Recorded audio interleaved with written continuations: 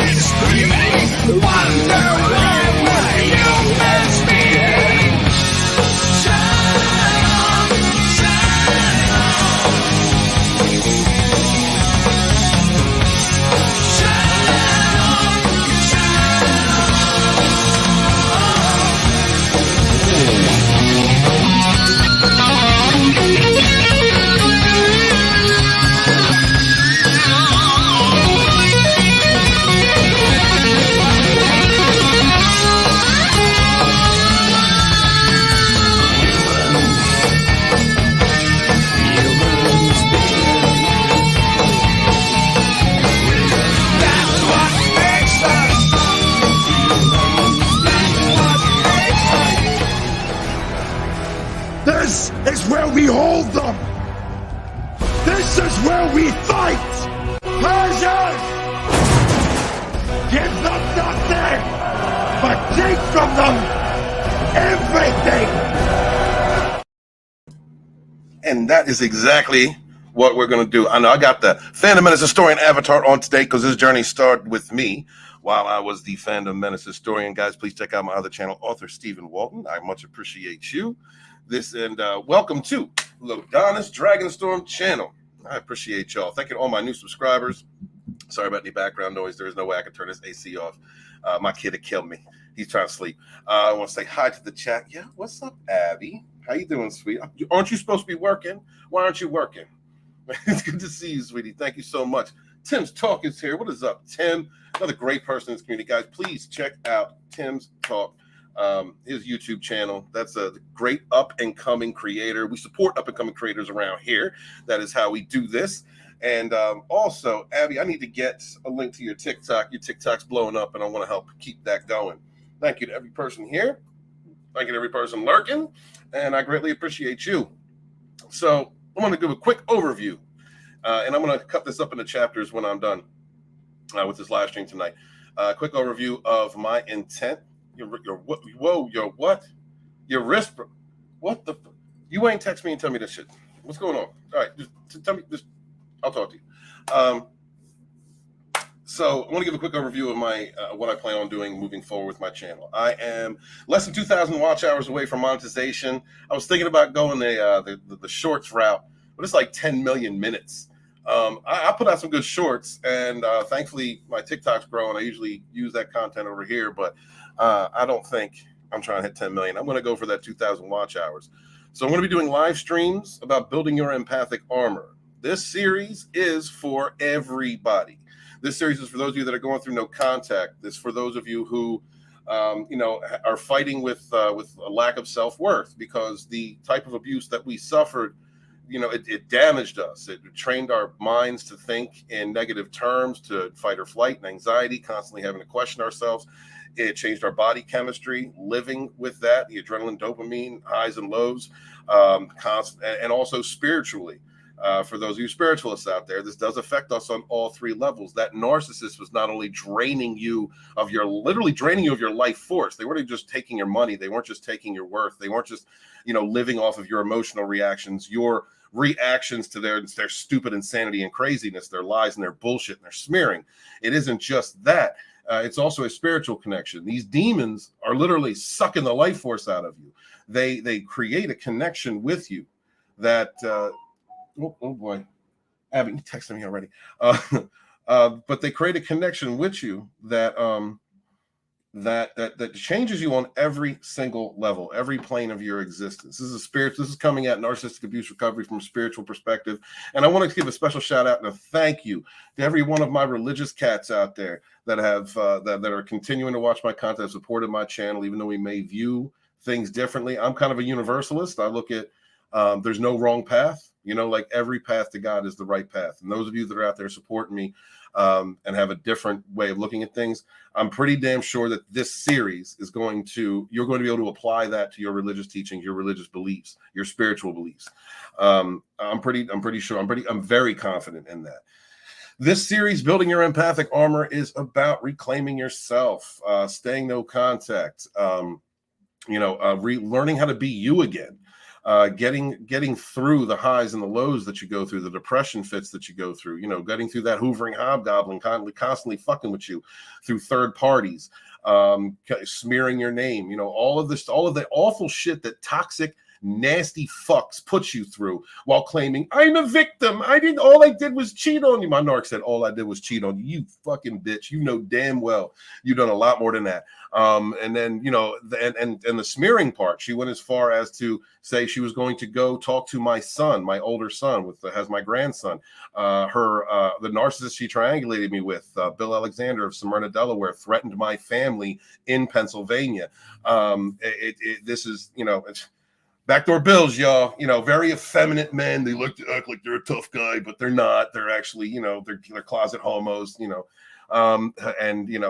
that will never come straight up the gut. Narcissists don't come at you with the truth. They don't come at you up the gut. They don't come at you from a position of strength. Their strength is entirely dependent on how they can make you react, how they can break a person down. They live off of the destruction of others.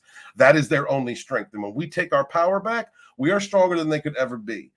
I am hoping that by the time I get through this series of building your empathic armor, you will be able to make the decision whether or not no contact is even right for you. You'll be so strong with yourself that you may not even need it. You'll be able to respond when, if, how you want to. You will be able to see a toxic person coming from 10 miles away. Not that we haven't already learned these things from going through this abuse, but you're going to be strong enough with yourself that you are not going to have to avoid, run from these pussies. You're going to be able to deal with them. The following series after that, season 3, that is going to come after my channel is monetized, and that is going to be building your empathic weaponry, your empathic arsenal. That's going to be for my channel members, and that is going to be leaning more into mirroring the narc, knowing how to go after them, knowing how to use their own tools against them. Narcs, toxic people, very predictable. They're emotionally stupid. They're emotionally immature. This is why they are the way that they are. That's why they cannot accept responsibility for who they are. It is why they cannot go through life as a healthy individual. It's why they don't have healthy connection with others. It's why they view people as things and its, because they are not healthy. They are entirely dependent on destroying others or using others in order to heal, in order to protect their fragile egos. They have no interest in healing. Protect that inner child that's screaming and broken that they don't want to face. They're not going to go to therapy and figure out. They're not going to do the inner work or the shadow work to integrate their shadow self. They are going to use other people as patchwork, like throwing spackle up on holes in a wall very poorly without any sanding down. This is how they operate. By the time we get through your empathic armory, you're going to be strong enough. You're going to know your worth. You're going to be able to stand your ground. You're going to be able to know when and how to respond to these toxic, evil pieces of shit. And you're not going to take any shit. You're going to be you again. You're going to be you, but even a better version of you. And when we move on to my members only, building your empathic weaponry, that's when we're going to start going into how to mirror them and how to go after them. Because I'm sorry, but the current model of no contact, ignore, walk away, get away, just let them go destroy somebody else, that's bullshit. That person came after you with malicious intent. They came after you to destroy your reputation, to gather your enemies, to come after you. They did all of this with intent because we are empathetic, compassionate, caring, kind, giving, forgiving, loving people. We have weaknesses of our own. But we definitely had weaknesses of our own to succumb to that type of a con artist, that kind of demonic fucking evil shit. We absolutely had it. But when we build our armor up, we will no longer have those weaknesses.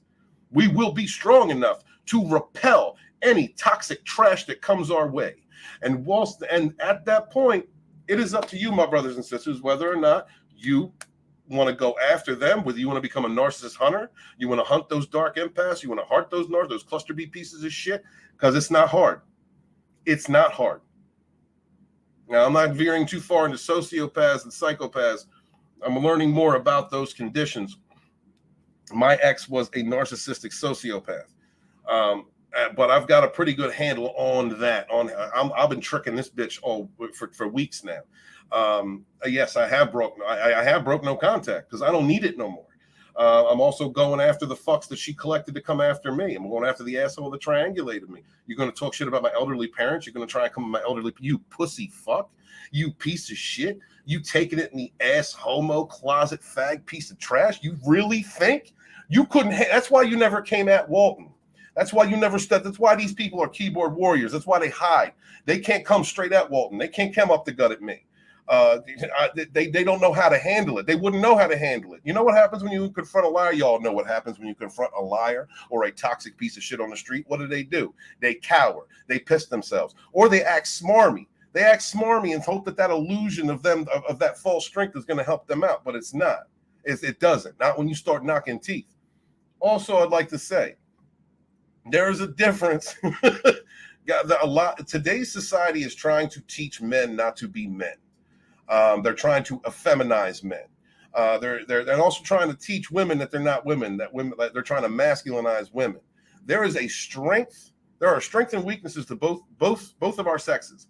Both of our sexes, there are strengths and weaknesses. And I'm not going to gender fluidity and things like that, because I am a spiritualist, and I do think that those types of energies can transfer and that you can vacillate between them. And quite frankly, I believe that if you want to be if you're striving to be the best version of yourself, you would want to embrace both your masculine and feminine energies. But for men need to be men.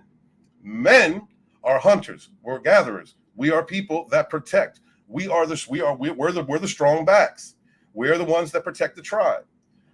So that's just where I'm coming from with my content. If you're the type of dude who's like, more Buddhist, if you're like a gentle kind of guy, I'm not trying to say you're not masculine. All I'm saying is that anybody trying to come at me about the way I'm handling this, I don't care. I am doing it from the perspective of a strong masculine individual. I am going to do what I have to do. This past week, I'm telling you, I'm going to teach you all the lessons that I've been learning. I'm going to teach you how to mess with these homos. The ones that want the attention, you don't give those the attention. The ones that are trying to get your attention, you only respond when you want to. This week, I responded to 4 different narcissists.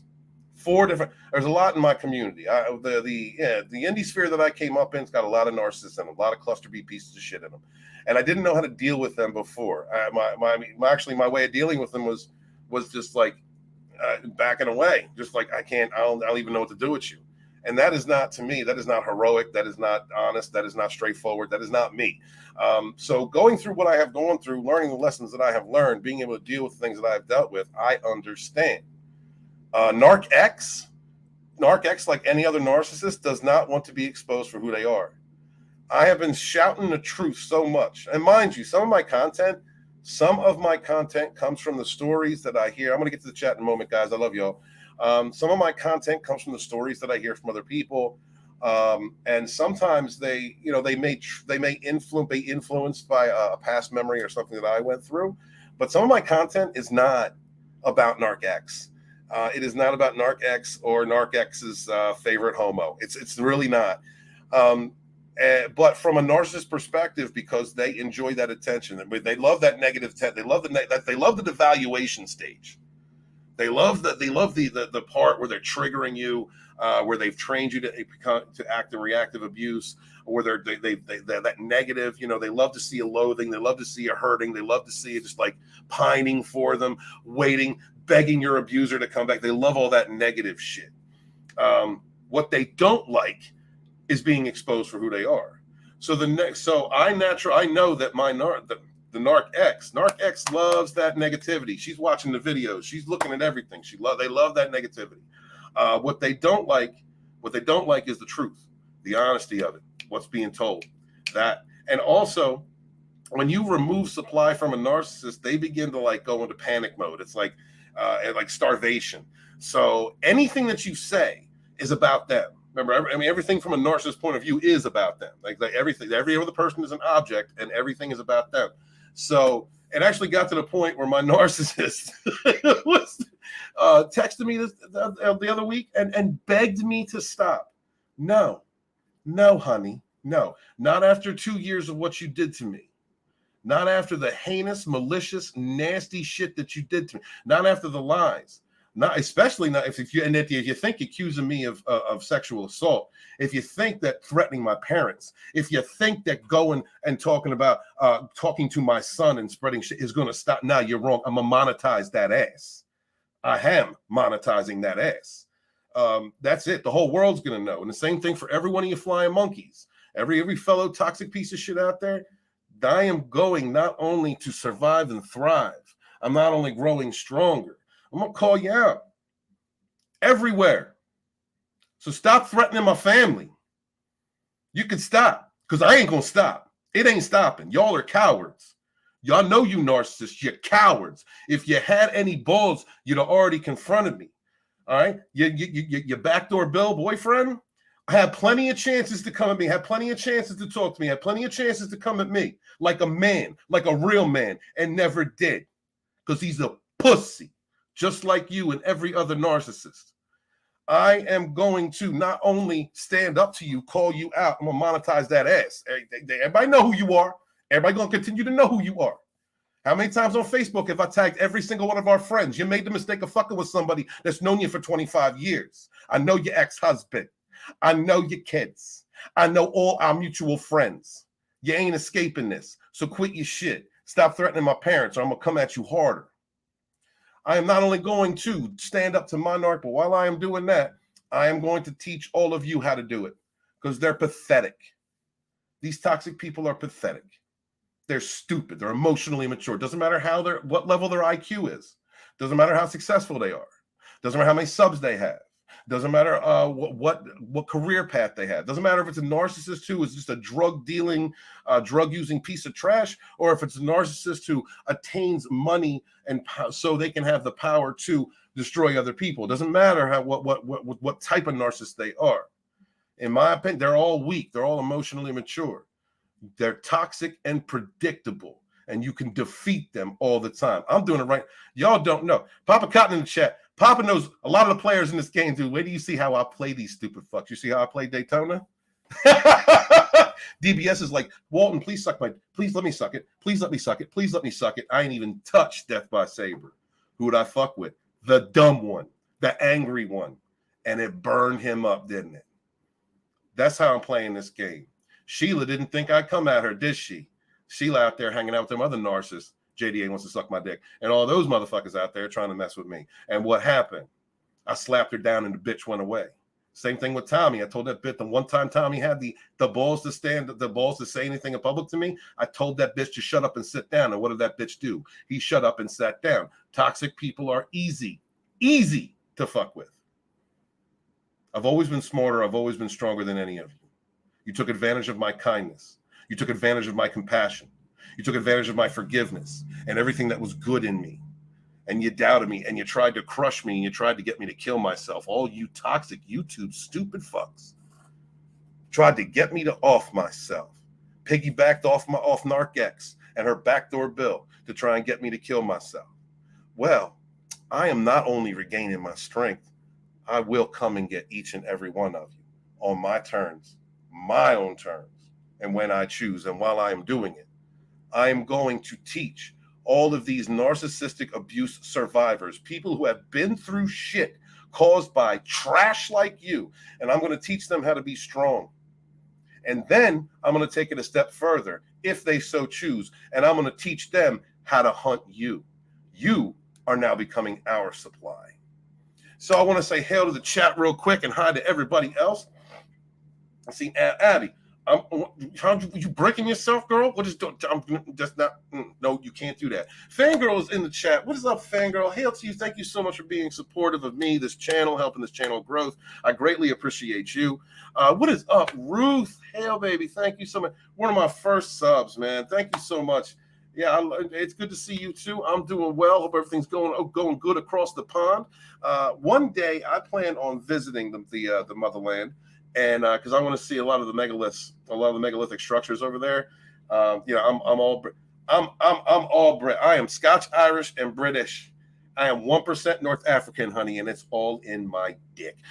Good to see you. What is up, Chupacabra? Yo, what's up, man? Good to see you. Thank you for being here. Then I've gotten Hail the Lore is here. What's up, Hail Lore? Hail.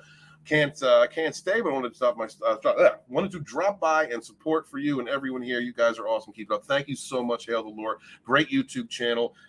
Any of my mods out there could share a link to Hail the Lore. I greatly appreciate it. And any other YouTubers stopping by, especially my gay bromance, Zax. What is up, Zax? Good to see you, man. Appreciate you. Thank you for being here.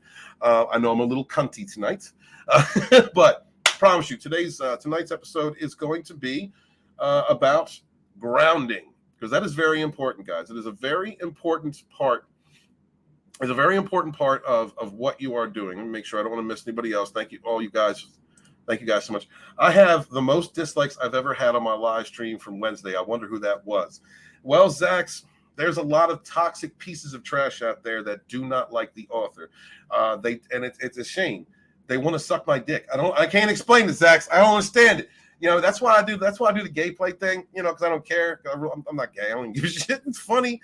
Gay humor is funny, but there is a lot of toxic people out there who just are really upset. They're very upset. I'm not, they're not getting pegged by their women.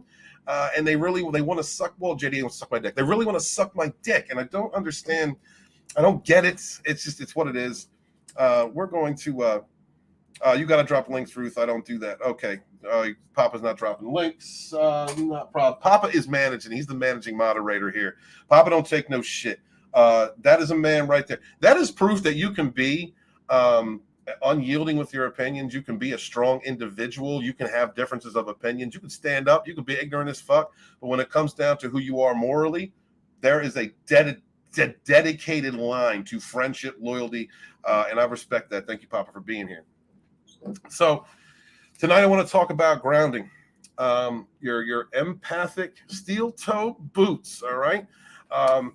Your Sabaton is very important.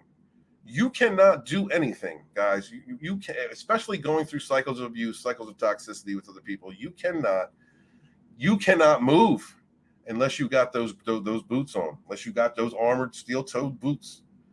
And the reason is you need to walk in order to move forward. You have to be able to stand your ground. First off, you have to know your worth. You've got to be able to recover from all of the damage that's been done to you. You know, your soul, your mind, your body was all manipulated. How you think, how you look at yourself, your belief in self was destroyed. It was disseminated. It was torn apart. Your body was trained to live in fight or flight by that toxic person who does the same.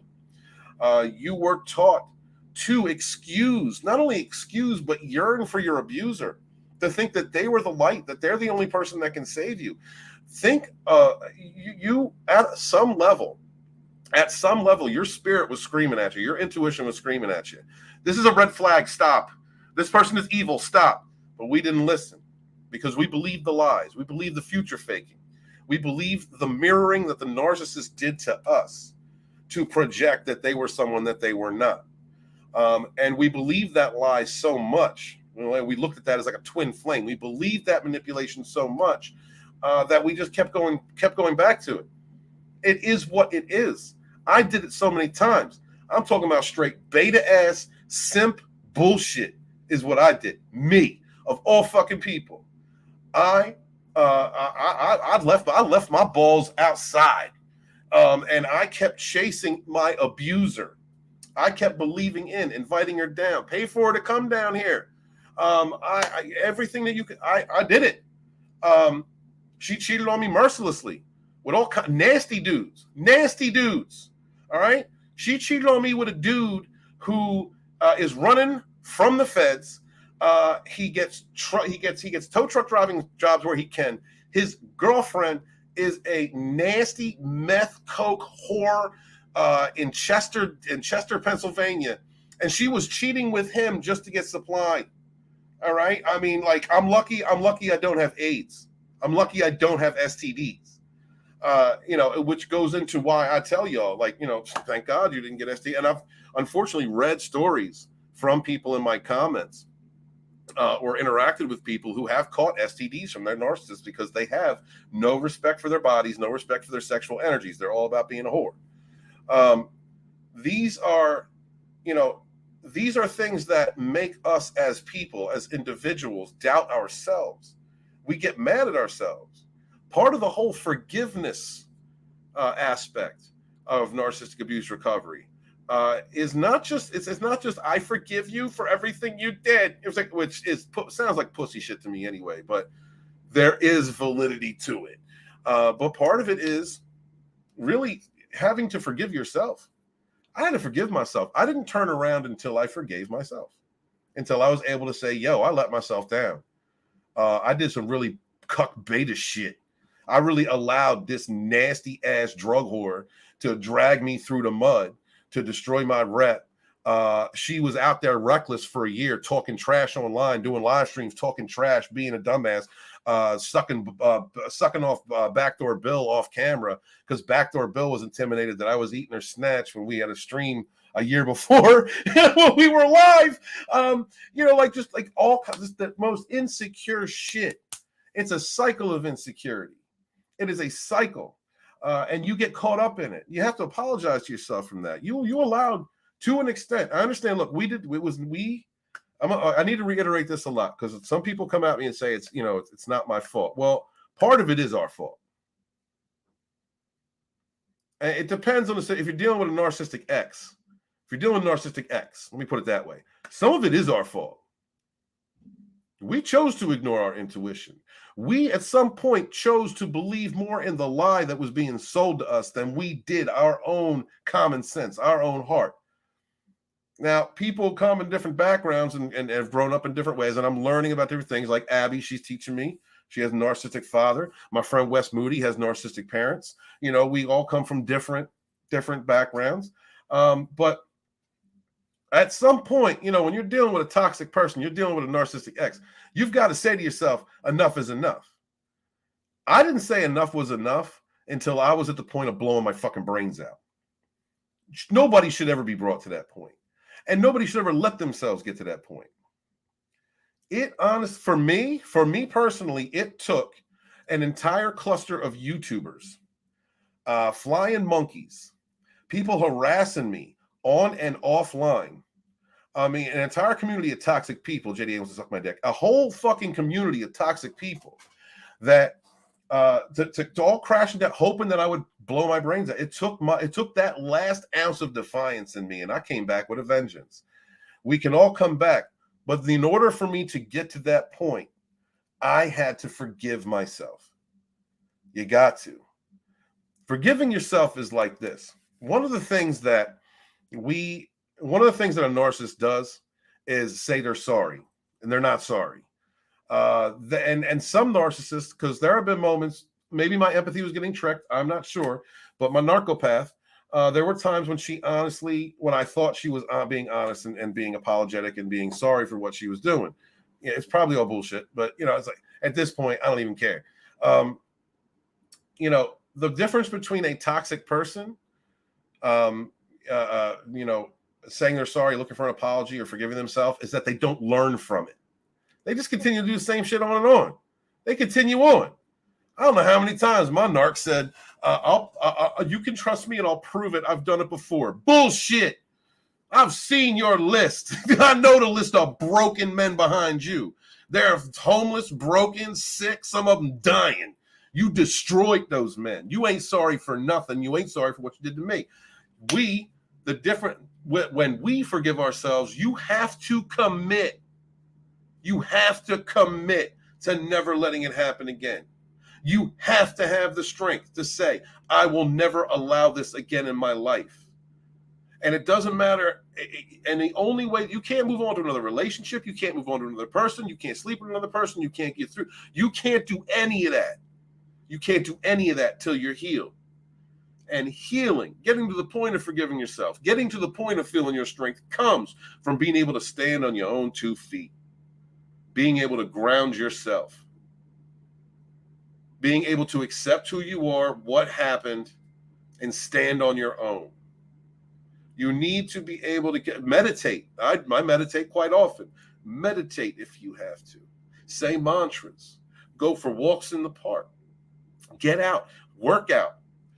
Whatever it is that you can do to find some bit of inner peace.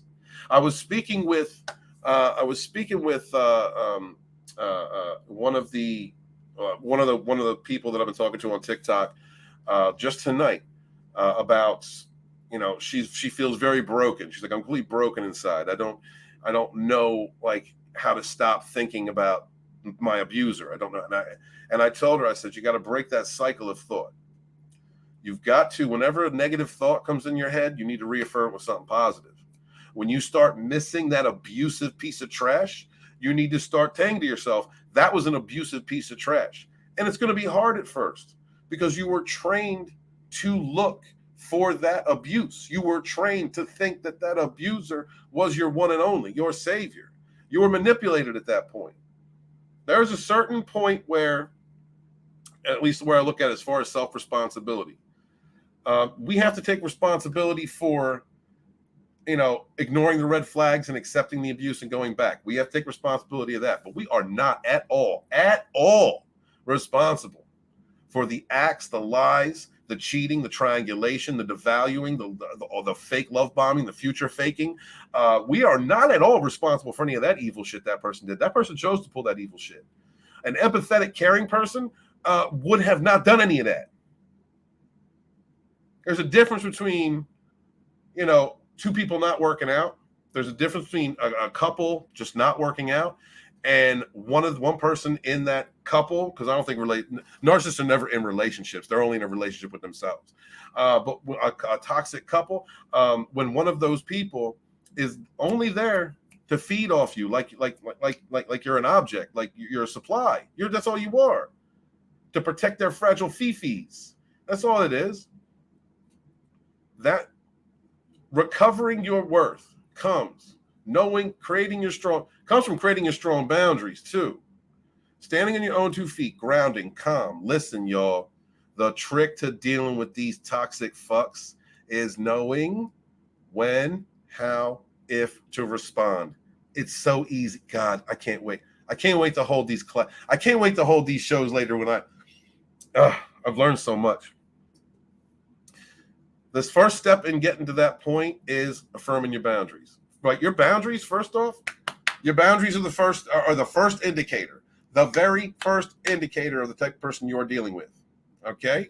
There was about 8 months ago, where a friend, he's actually a narcissist, who's fooled some of my friends into thinking he's not tonguing the ass of Ethan Van Sciver.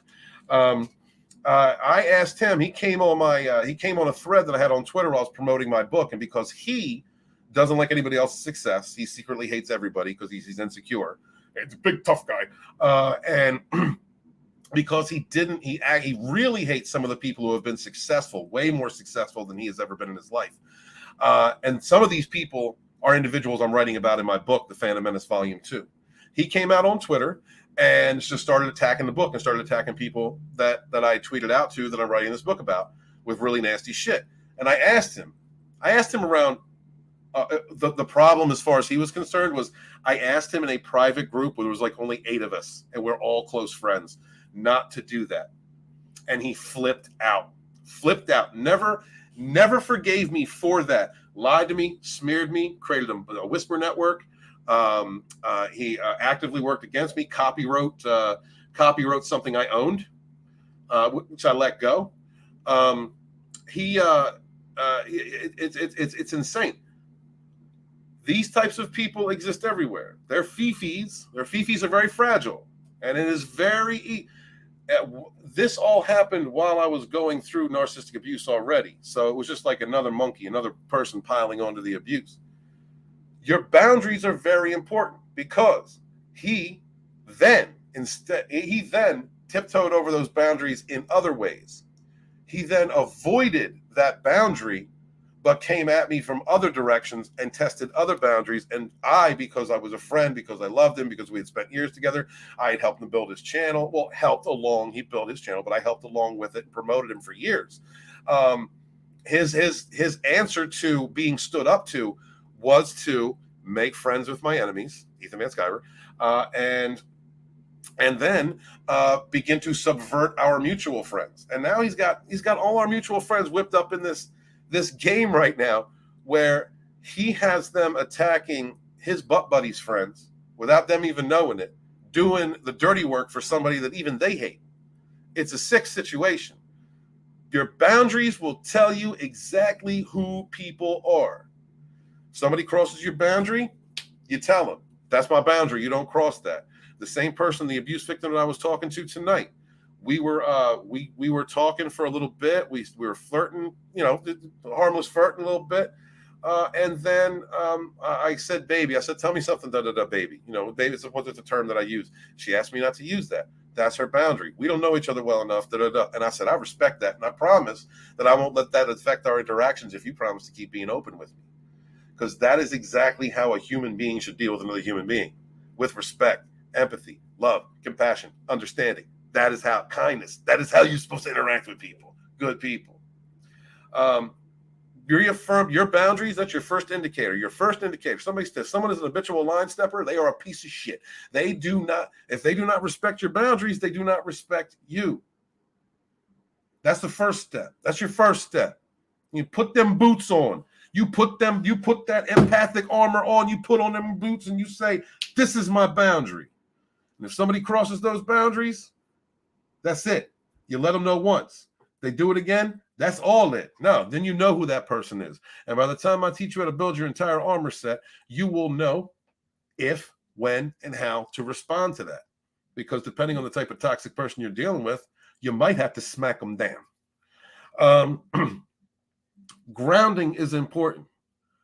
Whenever you start having negative thought, I'll get to the chat in a minute, guys. I'm sorry. I'm on a roll. When you get to a point where you are off balance, right? Your narcissist made you off. All that abuse, all that shit you went through made you off balance. And it was meant to. It was meant to make you. It was meant to put you in a state of hysteria. It was meant to put you in constant anxiety. So what you got to do, what you have to do is regulate. You have to learn how to re-regulate your body, your mind, your spirit, your system. You've got to learn how to regulate it again. You have to learn to control your emotions. I am a person who has in the past had anger issues. I can get pretty fucking angry. Anger is something that I use to protect me from the abuse I went through as a kid.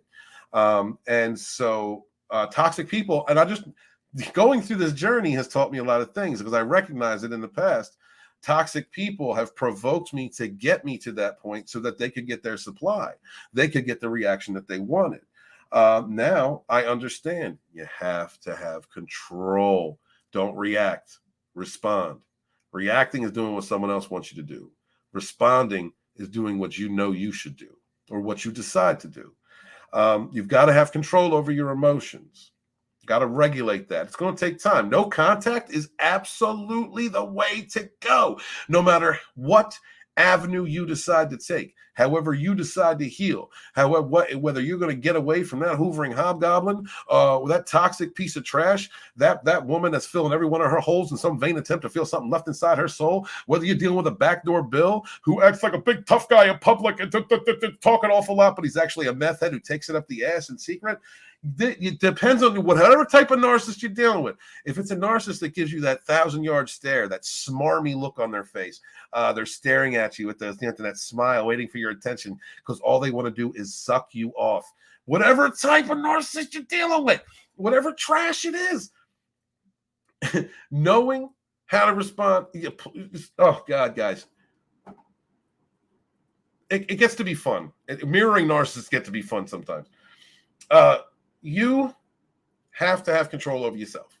You have to.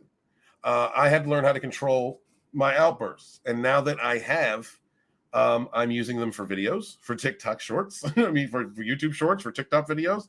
I'm harnessing it. I was doing it on a live stream the other night where I just harnessed it for a minute and then, I'm good. You need to learn how to do that because toxic people and narcissists, they depend on your reaction. That's their supply. They depend on getting a volatile reaction or a depressive reaction, a negative reaction out of you. That's their favorite food.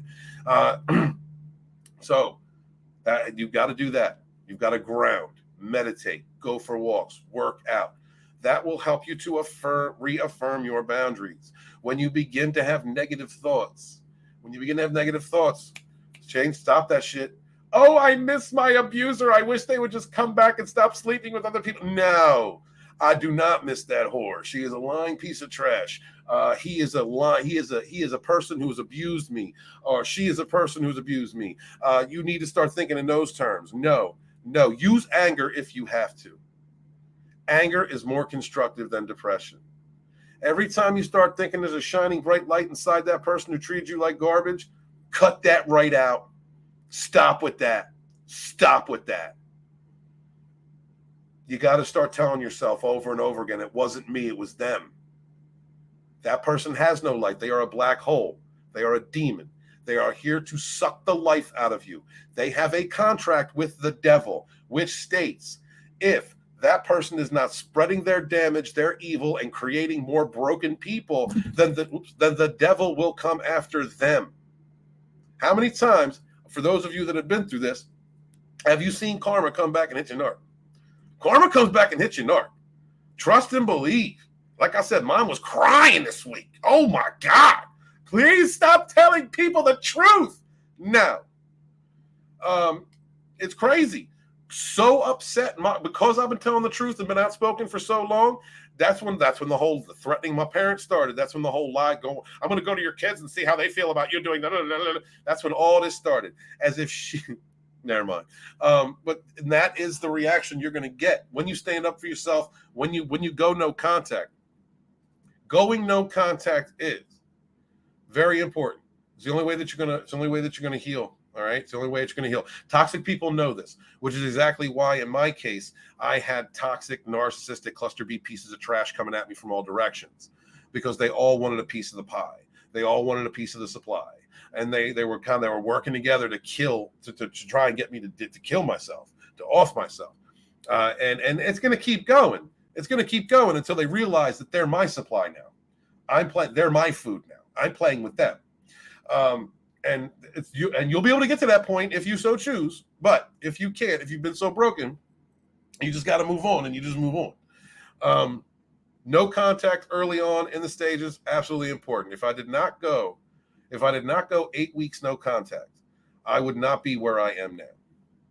If I did not go 8 weeks no freaking contact. Now, mind you, I'd been no contact before, but it had been broken.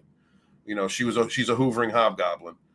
So she's a good liar, and I'd known her since I was a kid, and I did love her. I loved her for 20 years before she even gave me a shot to break me. So I don't know if that's an extenuating circumstance or any different than any of y'all. I'm just trying to be honest with y'all about what happened with me, so that I'm just want to be straight up. Narcissists are liars. They're bullshitters. They're illusionists. I'm honest. This is what the fuck happened. So, but this time, going those 8 weeks no contact needed to happen. Absolutely needed to happen.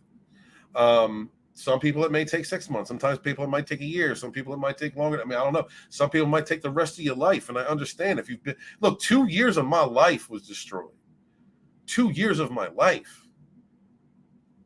My financial viability, my reputation, my self-worth, everything. That was just 2 years of my life. I can't imagine what some of y'all go through. I'm talking with Abby right now. She's been through a marriage. She's getting divorced from a narcissist. Ashley Black is getting divorced from a narcissist. Going to have her on. She's got a great TikTok. Go check out Ashley Black on TikTok. I'm hearing stories from people who have been through a lot longer than I have. And some stories are even worse than mine. And I didn't even think there could be, because mine is going off with the rage. I've seen the sociopathic stare in her. I've seen her smiling because she's got total control over everybody, and she knows she's hurting me, and it's just getting her off, and she doesn't care that I know she's lying. I've also seen the black-eyed rage in her when I would hold her accountable for what she did, and she would just go off into this spewing rage of narcissistic, dark, demonic craziness. I've been through it all. And then there's the times when you come back with eyes full of tears and going, I'm so sorry. I should have chose you. Oh, Bill hit me again, and I can't stop banging him in the ass. And I don't know what's going on. I've been through that too. But going no contact, very important. You are not going to be able to ground. You are not going to be able to find yourself. You are not going to be able to get away. Remember, that hoovering hobgoblin, depending on the type of narc you got, or how far along they are, or how much they've destroyed their rep, or whatever the case may be, those people attract other toxic people. And I'm just looking at this from the experience of my case. And my case found a whole freaking cluster of toxic pieces of trash. Courtney and actually learned from them and used them, and was being used herself. It's crazy as shit that Jenny wants to suck my dick. The people that she found to continue the abuse on me are now eating her up, which is nuts. Like, they're now the toxic people that she got brought into. Like, some of the chicks were threatened by another woman. Like, how are you threatened by a meth head whore?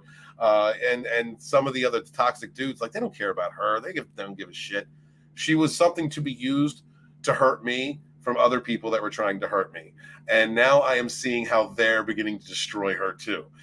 Because once you stop feeding them supply, they eat each other. They're like piranhas. They're piranhas. They have no honor. Toxic people have no honor, no morality. They're all going to destroy one another. And you can just sit back and enjoy the fun. Without no contact, you're not going to be able to remain stable. You're not going to find your worth. You got to go through those nights where you're up all night crying, where you can't sleep, where the memories keep flashing through your head. You got to go through the times when you start realizing that there were other moments, other memories that meant something entirely different than what you had taken them as. You've got to reprogram your mind, your body. You've got to cleanse your spirit. You've got to disconnect yourself spiritually from that demon who was sucking the life out of you. You have no contact. Absolutely have to do that. If you take the empowered empath, narcissist hunter route, like I said, that's different. I'm going to go to the chat, talk a little bit. I'm going to say, I know Tim. Tim's a shining bright light. I'm not looking to get back. I'm looking for justice.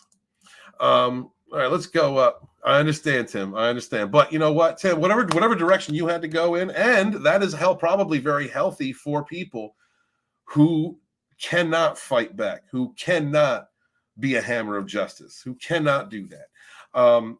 And that is why when I move forward into season 3, it's going to be for members only.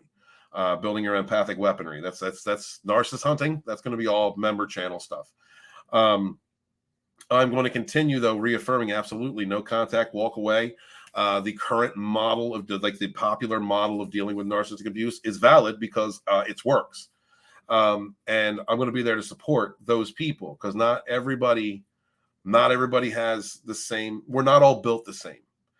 This has nothing to do with devaluation or saying anyone's stronger than anyone else. Nothing to do with that. The statement has nothing to do with, I am not trying to devalue anybody of their worth. We all have worth. All of us have worth, with the exception of cluster B pieces of trash. But we all serve different functions in this life from my perspective. We are here.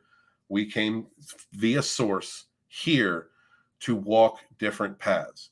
Some of those paths had to do with going through that abuse and learning from it, reaffirming who we were, growing from it, going no contact and walking away. Some of us are fucking warriors. And when we are fucked with, it is time for us to retrain ourselves, go back out and headhunt those pieces of shit. And that is what I'm going to do, along with helping communities grow and being the Fandom Menace historian. It's an augmentation to who I am. And you know what's really great, Tim? You know what's really awesome is that I'm not even out there loud and proud like I used to be throwing a freaking anvil around. You know what I mean? I'm not doing that. Just saying that, you don't understand every toxic person that's lurking the stream. Just saying that does so much. I wouldn't even have to do another thing. Let's go through the chat real quick. I want to go through and see. Let's see. Oh, dislikes from Wednesday. Yeah, I'm sorry about that, Zach. When you're dealing with the author, I'm sorry. I come with a bunch of hate toxic oxen. They're my toxin oxen, and my toxin oxen pull the cart of Walton. It's a shame because they want something from me, but they end up pulling my popularity and pulling me along. I can't explain it. That those oxen are usually a group of closet homos who hate themselves and just want to suck my balls. But I don't know. I can't explain that, but it is what it is. Jesus. The mic is over here, and I'm not used to that. Sorry. Grounding. Absolutely fangirl grounding. You have to ground. Meditate and ground. You have to find your center. You have to find your focus. You have to reaffirm your connection with source, with yourself. You literally have to find yourself again. In order to do that, you have to transmute the energy, the toxic energy that has been given to you, replaced in you as the light was taken out of you, in order to transmute it, to really face your shadow self, to be able to have the strength to do that and integrate it and change that energy into something positive. Grounding is very important. Let's see. Yeah, and yes, Papa. Yes, down. Yes, dislikes are a good thing. Yes, for a couple reasons. I got people that come through and down like. I had somebody downvote a video that was about true love. I had somebody downvote a video that was like basically just like it wasn't even aimed at anyone. It was just like toxic people are trash, like that kind of. And then somebody said, "No, that's not true. You're talking about me." Downvote. You have to earn those. And if you're earning those, Papa, you're doing the right thing, my brother. You're doing the right thing. Let's see. Abby said, we can't wrap our brain as an empath that they were intentionally and maliciously doing and saying the things they did to destroy us. Right, because healthy people don't do that. You don't operate that way. And I'm not even saying a healthy person can be a dick.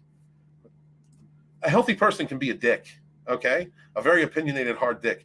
But there comes a point where we're still human. You still have some type of empathy. There's caring. That's why. And you're right. It is hard as an empath, as a feeling person. I mean, even if you're not an empath, even you're a compassionate, kind, giving person. It is, coming from that perspective where you would never manipulate someone that way. You would never intentionally lie, create an illusion, destroy, build somebody up to crash them down. You would not, good people don't do that. And so it is very difficult to understand. Once you do understand, like I said, once you do understand, you can either take the road of no contact and move on, or you can turn around and start smacking these toxic fucks around when you're strong enough and ready to do so. Yes, absolutely, fangirl. We betrayed ourselves. That is it. We have to forgive ourselves. If we do not forgive ourselves and take the steps to protect ourselves, that's the key. That's the key. You can't just forgive and move on because you're going to make the same mistakes. I think that one of our jobs after dealing with narcissistic abuse is doing our best not to be them. There's a difference between, because the entire time that they were abusing us, they were trying to turn us into empty shells of ourselves. They were trying to spread their toxicity. They were trying to spread their lack of awareness, lack of accountability, their fragile ego, their fight or flight, the toxicity. And then they were trying to spread that to you. They were trying to make you one of them and then keep you trapped in that cycle and live off that supply for as long as they could until you were broken, until and ended it. There's a difference between, excuse me, you have to reject that. That is something you need to reclaim yourself and reject that way of behaving. And at the same time, understand that behavior so that understand the lessons, understand what you went through, understand the tactics of the narcissist so that you can recognize it. I mean, and then you can take it a step further and know how to mirror that. You mirror that. All right. Liars do not deserve the real you. All right. Evil does not deserve a good you, does not deserve your heart. Once you understand that the narcissist and toxic people do not have morality or the same ethics or the same moral code as you. Once you understand they operate from an entirely different, dark, nasty, pathetic code of ethics, bad ethics. Once you understand that, you can take that off the table. You can take it off the table when dealing with these people. They don't deserve the same mutual respect that is given to another healthy human being. They just don't. What's up, Susie Wingard? Hey, thank you for this. Thank you, Susie. I appreciate you. Thank you for all your support. Thank you for your comments, the likes, the sharing out my videos. Thank you for subscribing. I really appreciate you. Thank you so much for being here, sweetheart. Abby says it is our fault. We let them keep getting more vulnerable to someone who hurt. Someone who hurt us once, then again and again. So yes, it is our fault to a point. Glad you said that. Well, I appreciate you, Abby. Your opinion means a lot to me, sweetie, and I'm going to enjoy working with you in the future. That is very important. Papa Cotton says you can't change what other people do. You can only change yourself. If all you do is blame someone else, you'll never see the things you need to change in yourself. That's an important point. Very important point. Which kind of goes to like the self-ownership aspect of this, of what I was saying, right? I disrespected myself as a man. I allowed things to happen that I should have never let happen. I should have walked away. And I can count in my head. I'm going over them 1,000 times. I can count in my head all the times that I should have just walked away. I knew that was a bad situation. I knew something was going down. Whatever it was, and I had to leave it. But I didn't. I didn't stay away. I kept going back. I kept making the decision to go back, which taught me, Papa, about my codependency. I didn't realize that I was a codependent. Facing that helped me to understand what damage in me that I had not resolved, that I had unresolved, the things that made me susceptible to toxic people. And so like, I believe hold people accountable for their actions, but that includes yourself. You can't just point the finger. I'm not sure what stage of recovery, I don't know what stage of recovery people are in when I'm communicating with them until we start getting a rapport with one another. But sometimes I see comments where it's like, don't call them evil. Well, they're fucking evil. What do you mean don't call them evil? Yes, they're evil. Some people saying, it wasn't their fault. It wasn't their fault. Something happened to them as a kid. Yes. What happened to them as a kid is not their fault. There is a heavy dose of frankly, a heavy dose of sympathy for me that kept me returning to not just Narc X, but other narcs in my life that I now recognize as being narcs, because of that understanding that, like, yo, that's some messed up shit that happened to you when you're a kid. And, like, someone needs to be there to help. Someone needs to be there to care for you. I'm going to be the difference as a friend or a lover or whatever it was. But that is not the truth. You have to hold people accountable for their actions, and that includes yourself. If you shift the blame onto somebody else for what it is you are doing, then all you're doing is avoiding accountability. So one of the things that I've had to do, Papa, has been, sorry, my signal's dropping up and down, has been to really take a look and say, all right, what am I responsible for? What choices am I responsible for? How am I responsible for? How did I let this happen? What is it in me that allowed this to happen? And what can I do to change that? Because there are the basic truth that had I not kept accepting the lies, had I not kept accepting the apologies, had I not accepted the future faking and just understood that this was a cycle that I was in that was never going to stop, then it would have stopped, but I didn't. I am responsible for that, and I have to hold myself responsible for that, and I have to be ashamed of myself for that. I have to recognize what I did, because I need to make sure that I never get caught in those cycles again. So thank you, man. Wonderful point. Again, Papa Cotton, great person in this community. They are sorry for getting caught. That's it. They're sorry for getting caught. Right. Because they don't like the truth.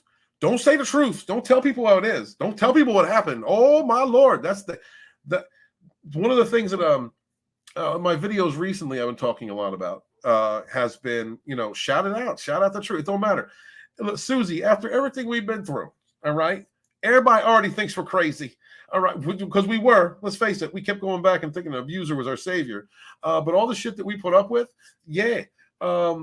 people thought we were reckless. You know what I mean? We did act nuts. If you did the same as I did, went through reactive abuse, you kind of went off when you were trying to combat an unreasonable person who created problems with the purpose of there being no solution. And we are consistently trying to solve these problems and help this person who doesn't want help. And then we eventually blow up and act out. That person has already set up the narrative that you're crazy. That person has already smeared your name in the cut. They've already gone to friends or family, whoever that would listen to their lies about you and say, it's really not me, it's them. And by the time you blow up, what happens? That helps to perpetuate their illusion, that narrative.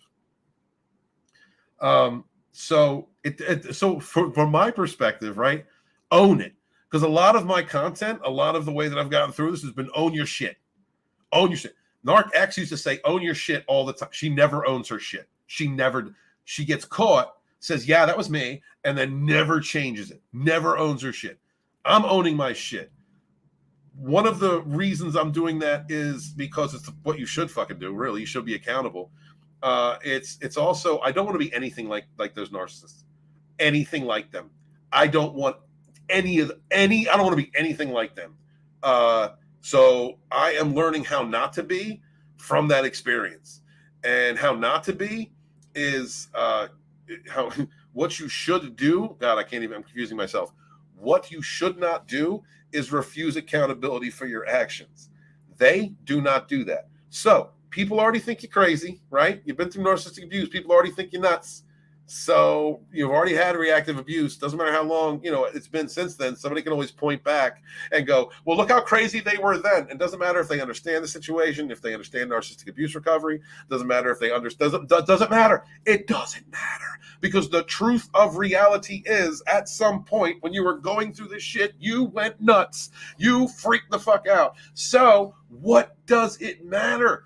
Call them out in public. Get on a soapbox in town square. You be the crazy lady. Who gives a shit?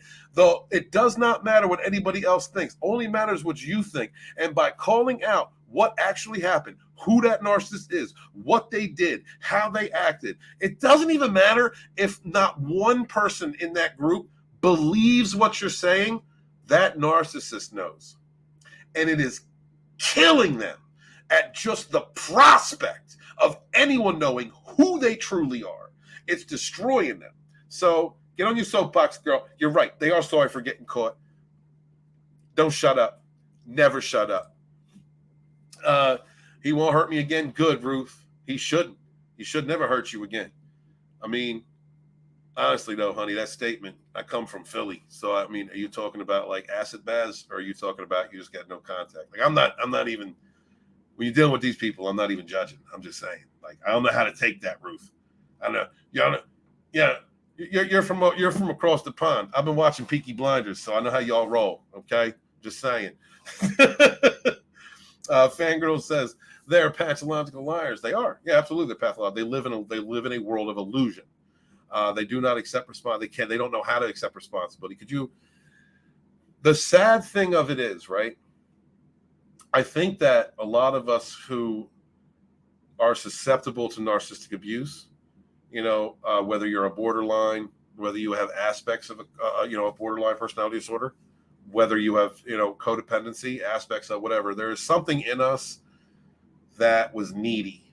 There was something in us that was needy, and had abandonment issues, probably on some level. And we needed to believe in that lie. We needed to believe in that illusion. And so, at some point in our lives, we decided, no matter what damage we had, whatever, what abuse we had been through as kids, what experiences we had ever had in life, the things that create people with cluster B, or people that create narcissism, the experiences that create narcissism. We at some point decided to own our shit. We decided to face those demons as much as we could. Now sometimes it's a lifetime of work. I thought I was golden, all right, until a narcissist found cracks in my armor, exasperated them, and I had to face myself and then figure out some of the shit that I hadn't early in life. But, I think that we get to a point where we try to heal ourselves. We do introspection. We do the shadow work. We try to integrate our shadow selves. We transmute that energy.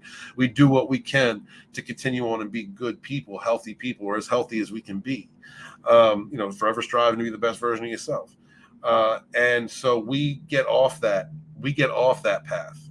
We get off the path of becoming, a sociopath or a psychopath or fucking narcissist or whatever, whatever it is.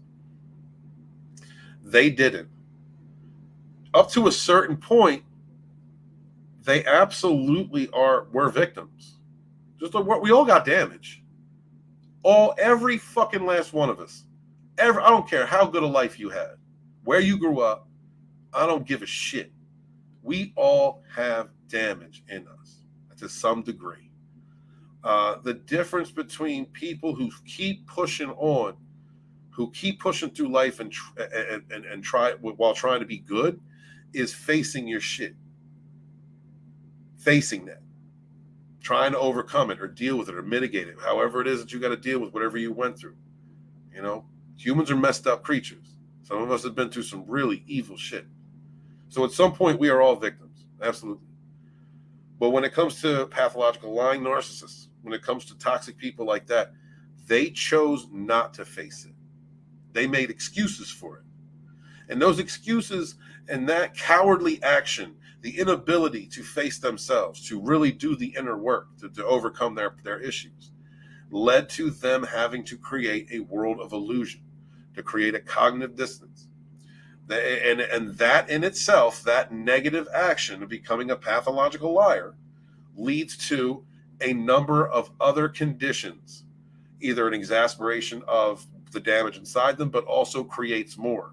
And unfortunately, in the case of narcissists, it gets to a point where, like, their soul is just done. Their soul is broken and destroyed. There's, it's they don't create light anymore. They need to suck the light out of other people. So like, you look at it like when you're looking at yourself, when you're owning yourself and what you went through with narcissistic abuse. There was that first love bomb period. That's not your fault, right? There's none of that. None of the future faking, none of the love bombing, absolutely none of that is your fault. You thought you were in love with someone who was portraying themselves to be someone that they absolutely were not. That was trying to mirror you in order to get their hooks deeper into you so they could raise you up as high as they could and crash you down, and then test to see if they can still play with you, and then do it over and over and over again. At that point, that's them. That's all them. We're responsible for forgiving, and staying in that situation. But you want to make sure that you are always honest with yourself. Because, even healthy people bullshit themselves now and again. I've caught myself bullshitting myself and been like, I can't do that. Hold on, I'm bullshitting myself. And honestly, for us to stay with a narcissist, we do take on their traits while we're with them. Their job is to spread their toxicity and keep you in cycles of self-defeat, just like they live in cycles of self-defeat. So we absolutely did. So at some point we did bullshit ourselves. But it's becoming a better person, recognizing that if we ignore the damage in us, if we ignore our traumas, if we ignore these things and we cover them up with lies, not only is that a cowardly action, not only is that stuffing down pain inside you that's going to fester, but it leads to needing to create even more and more and more negative, toxic, dark, depressing ways of thinking that will lead to evil, that will lead to just, accepting and living in evil. Abby says they don't want you to forgive them they don't want you to forgive them and ourselves. When we don't, it gives them some power over what we feel. Right. You need to remove all ability, control your emotions, and they can't have any influence. They can't have any influence over you. You choose to respond. You choose to interact. Now, I know this is like one of the reasons I want to interview like Ashley Black. I really want to interview her and a couple other people because she's getting divorced with a narcissist. She has kids, and I know that you have kids too. I don't know exactly how much. I'm sorry, Abby, but I know that she's going through that where she was at a point a couple of weeks ago, at least a month ago, where she was talking about how she didn't want to talk badly about her narc because she wanted to protect her kids. She's still thinking of her kids. No, we think about other people, they don't. And for them, it's all supply, which is why I say poison the well, Abby. We've had a few discussions about this. That's why I say poison the well. They want that. You love negative supply? You love negative reactions? Okay, I'm going to do that shit and tell the truth at the same time. I'm going to do that and expose you at the same time and see how you like it. See, because at that point, that narc they're still shoveling shit into their mouth. They love that negative shit. They love shoveling that shit into their mouth, and now you're poisoning it. Now not only are they shoveling that wonderful fucking awful dark energy into themselves, that great supply, but you've now poisoned the food source because it's truth. Face yourself. Face yourself. Face yourself. Face yourself. They hate it. They hate it, girl.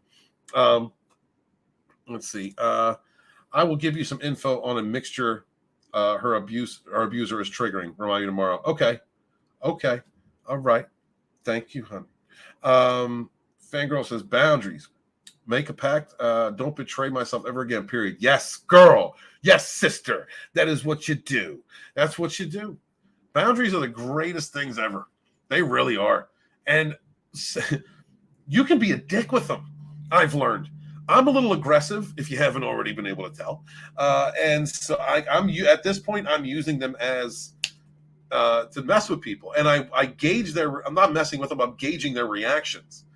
I put a boundary out to a mutual friend because I didn't know exactly, not a mutual friend, to a friend. I wasn't sure where he stood on a couple things. And I had to chest bump him. He said something that could have been taken one or the other way, and I had to chest bump him. And he came back at me in a way that told me it was not the way I was taking it. And so I replied with humor, and he replied with humor, and it was all good. You know, it's such a great way to test the people around you, your boundaries, what you will and will not put the fuck up with. And do not back down from that shit. Fangirl, you've got it right. Boundaries are who we are. And if you let somebody walk all over them, they're going to walk all over you. If you let someone go, if you let someone be an habitual line stepper, first off, if they're a good person, they won't do that. But if you run into a toxic person, they're going to love it because they're going to get all kinds of supply out of you. Abby says, my father taught me through childhood to only have two emotions, fake happiness and anger. Whew. I can't wait to talk to you a little more about your narc dad, because that is nutty. It's no contact has to come first. Yes, no contact has to come first because you need to find yourself again.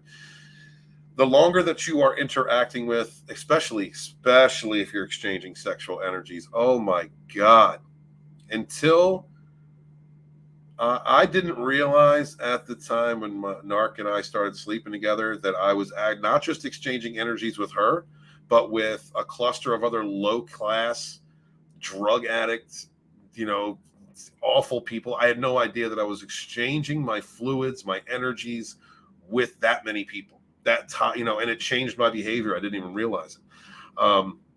And that's just one aspect of it. Respect your sexual energies, y'all. And I ain't saying you got to be a one-on-one type person, all right? Threesomes, foursomes, fivesomes, house party, whatever the fuck you're into. I don't give a shit. But at least make sure that you're exchanging your energies with healthy people or a healthy person. It's very important. Especially when you're sleeping with a narcissist who is promiscuous, has no respect or no value for their sexual energy, you're banging every single person they are. And they're lying. They're out there lying and manipulating and triangulating and abusing and hurting and love bombing and devaluing. And they're doing all this shit. They're doing all that shit to all these other fucking people. And anybody within like 2 months, any energy exchange within 6 to 8 weeks with anybody that they're doing that with, you are now becoming a willing participant in that toxic soup of sexual energy. Like that, I cannot stress to you. I had not had sex for several years.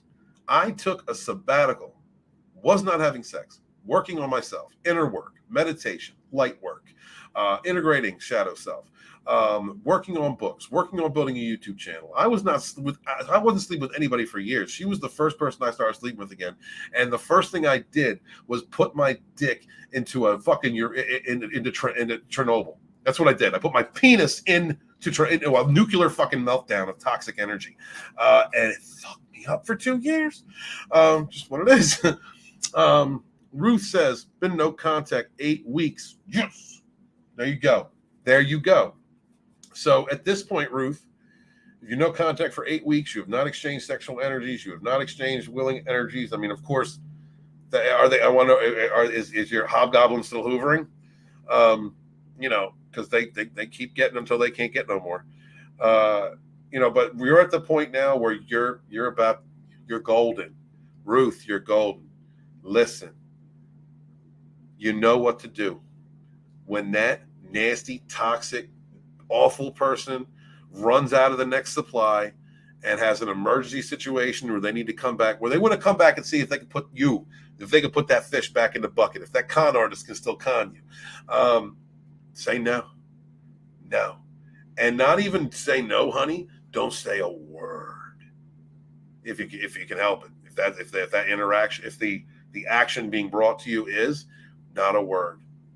Narcissists cannot. The ultimate pain to a narcissist is honestly, ignoring them. Completely ignore. You don't exist.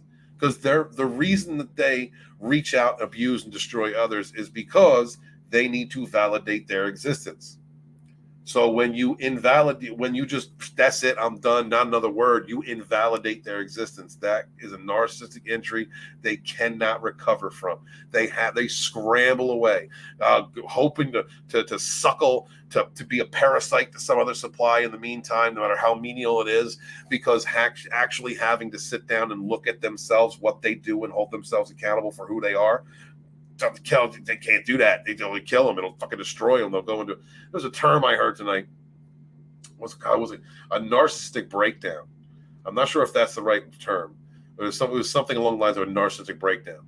When a narcissist does not have anyone to suckle from, when they don't have anyone to leech off of, when they have no more supply, when they have been called out, when they have been called out to the point where everybody knows who they are. Kind of one of the reasons why I'm doing this content. Everybody knows who they are, and they have no choice whatsoever but to be alone and look at who they are. That is like that's madness. That's madness for them to have to do that.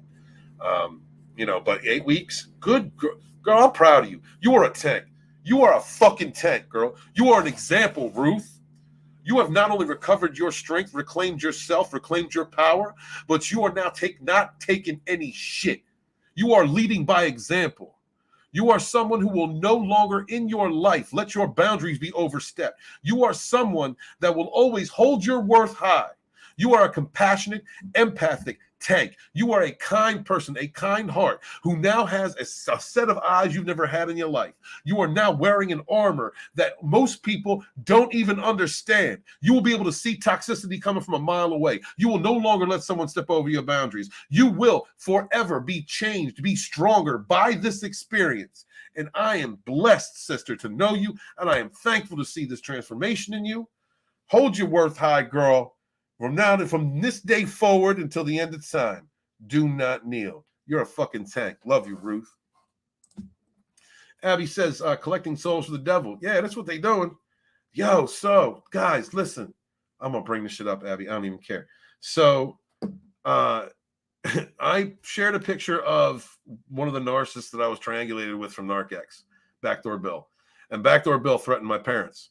BackDoorBill is on parole in Delaware. He's a meth addict. He doesn't want to go back. He steals from like battery warehouses in Wilmington, Delaware, and also in Jersey. He's a fucking criminal. He's a piece of shit. I'm a hitman assassin. Peg me in the ass, trash. And I got him so whipped up because I've been playing with these toxic fucks now, and the stupid emotional ones, especially the drug addicts, are so easy. And that he threatened my parents. He threatened my elderly parents. Not going to come at me. He's just like, oh, I'm going to fuck up your parents. You fucking. So there's a picture that I shared him. Almost all the pictures that he shares are him from before jail. I'm guessing it's before the meth because he actually has weight to him. You know what I mean? He's got this big old fucking. Who's that guy?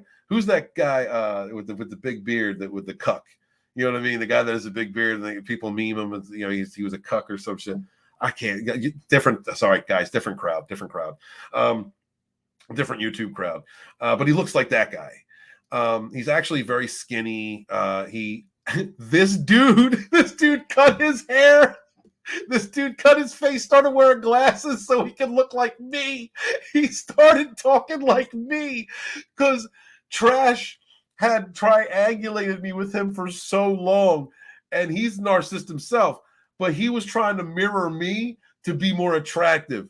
It's the saddest shit. Anyway, I digress. So he uses his older pictures where he was, I guess he had some weight to his ass. And in this picture, one of my subscribers said there's an entity in that picture.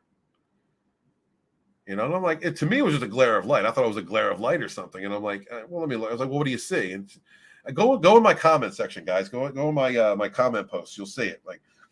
And I shit you not. There is a fucking entity in that picture with him. There is a fucking evil, like a demonic something over his right shoulder in that picture. People who follow these paths, people who do not fight their demons, who embrace them, who become dark, evil, nasty, they attract that type of energy. Like attracts like. So absolutely, they become possessed. Demons flock to them. Demonic forces, dark entities are all around those types of people because that's the type of energy. That's kind of the resonance that they create from their human tuning fork. And so yeah, I'm looking at this thing and I'm like, oh my God, there it is.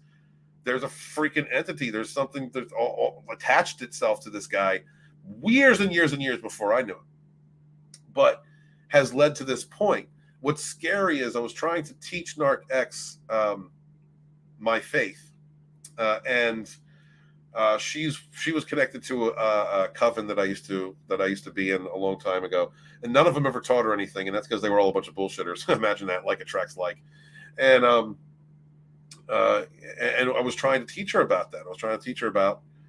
And there was a video that I did not too long ago about the demons in her.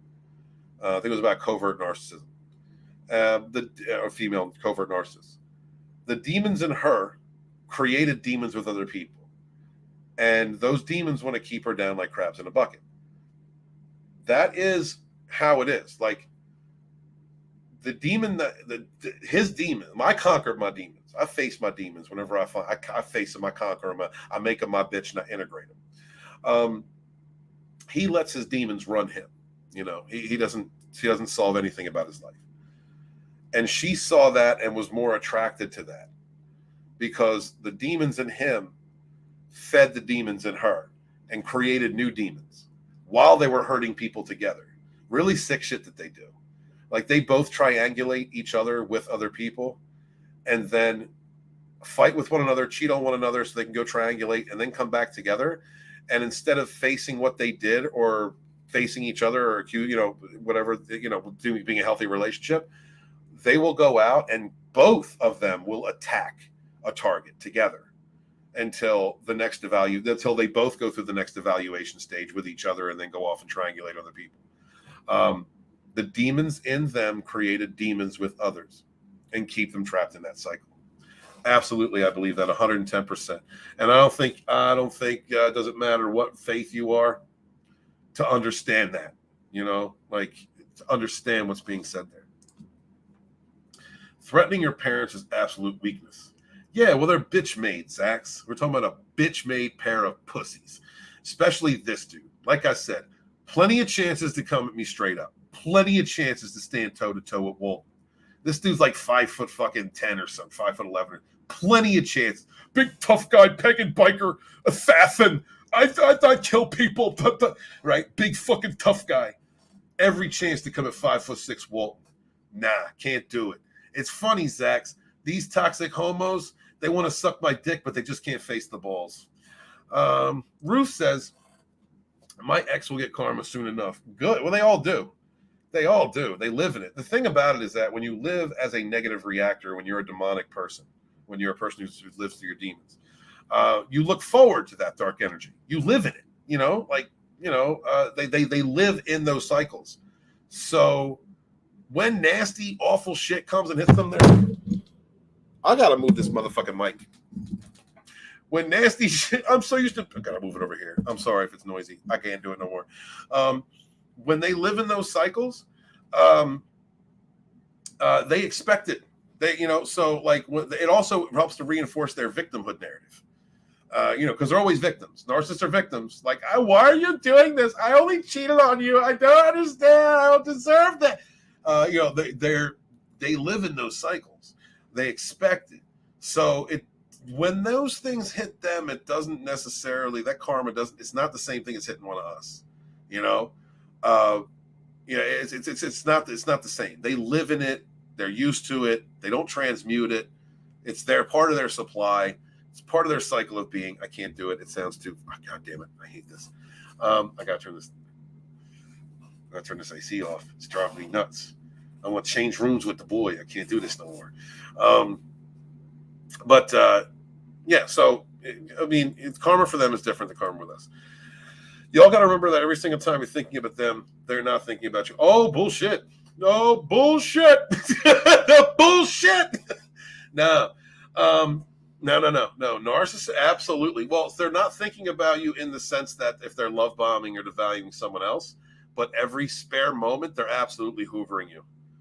They absolutely are. They are creating fake social media accounts. They are using third parties to spy on you. They will have people. My narc ex, she's admitted it to me, and I've talked to them. She has friends, even though she's blocked on my Facebook and my Twitter and all that. She has friends that will screenshot what I am posting if they think it has anything to do with her and send it to her. They oh no. A narcissist will only get to the point of not thinking about you at some point in their day. All right, because remember, they triangulate. So when you are in the devaluation or discard stage, they are love bombing whoever they're love bombing, or they are devaluing whoever they're devaluing, and they are using your name. They build relationships with other people dependent upon their past relationships. All right, you know it. I don't know if y'all have the same abilities I do, but when someone's talking about me, my ears ring. Like they literally just start buzzing, and I know what that's from. Because they're fighting about me. She's fighting about me with him or someone else that she's triangulated me with all the fucking time. You live in their heads rent free. That's not the case. Dealing with narcissistic abuse is totally different. It is not like a ghosting. All right, it is not a typical ghosting where a person's just done and they're going to walk away and go fuck with somebody else. No. You are their supply. You are their thing. You are their object. They own you. They get their supply from you. And as long as they can get supply from you, they're going to continue to hoover you, which is why when you mirror the narcissist, you give them what they're looking for. They're looking for that attention, but you feed them the truth. You keep calling them out. You keep exposing them because that poisons it all. They can't stand that. They can't help but look because they know you're talking about them. And the part of them that needs supply is constantly looking for that validation of self. But they are also going through hell because, oh my God, he's telling people who I really am. What lie can I come up with to counter this? Always, man. It's a whole different thing. What's up? Sylvia's Tarot and Oracle. I've come a long way. No contact for 10 months. Girl, you go. But I still struggle with seeing what he's doing and if karma has hit him. I've never harmed him, even when I should have. I remain graceful and left. Oh, girl. Well, you have to do what you have to do, sister. And separating your energies, very important. When you, I can tell you're a reader. So let me pass on a little trick that I use so I don't further entangle my energies. When I am doing readings about any one of them, those narcissists, narc X, or any of the other toxic people, I reaffirm as I am shuffling that I am not. I do not give consent to sharing my energy. I am simply peering across the veil. I am, so remember to do that. If you do read them, because I'm a tarot card reader too. Do not consent to giving your energy. That creates entanglement. Can concentrate on your third eye. Do not consent to giving them energy. You are only peering across the veil. You are looking. You are not entangling. But yes, karma absolutely did hit that piece of shit. Karma is always hitting that piece of shit. That's one of the reasons why that piece of shit destroys life after life after life, is because they're creating bad karma cycles after bad karma cycles. You don't always need to see it. You don't always need to see it, Skylu. And really, being an observer is, in and of itself, a process of entanglement.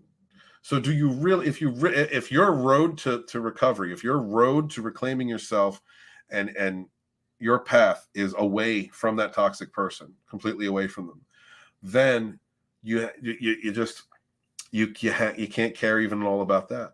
You can't even just know that karma's coming back. Just know it, because it is.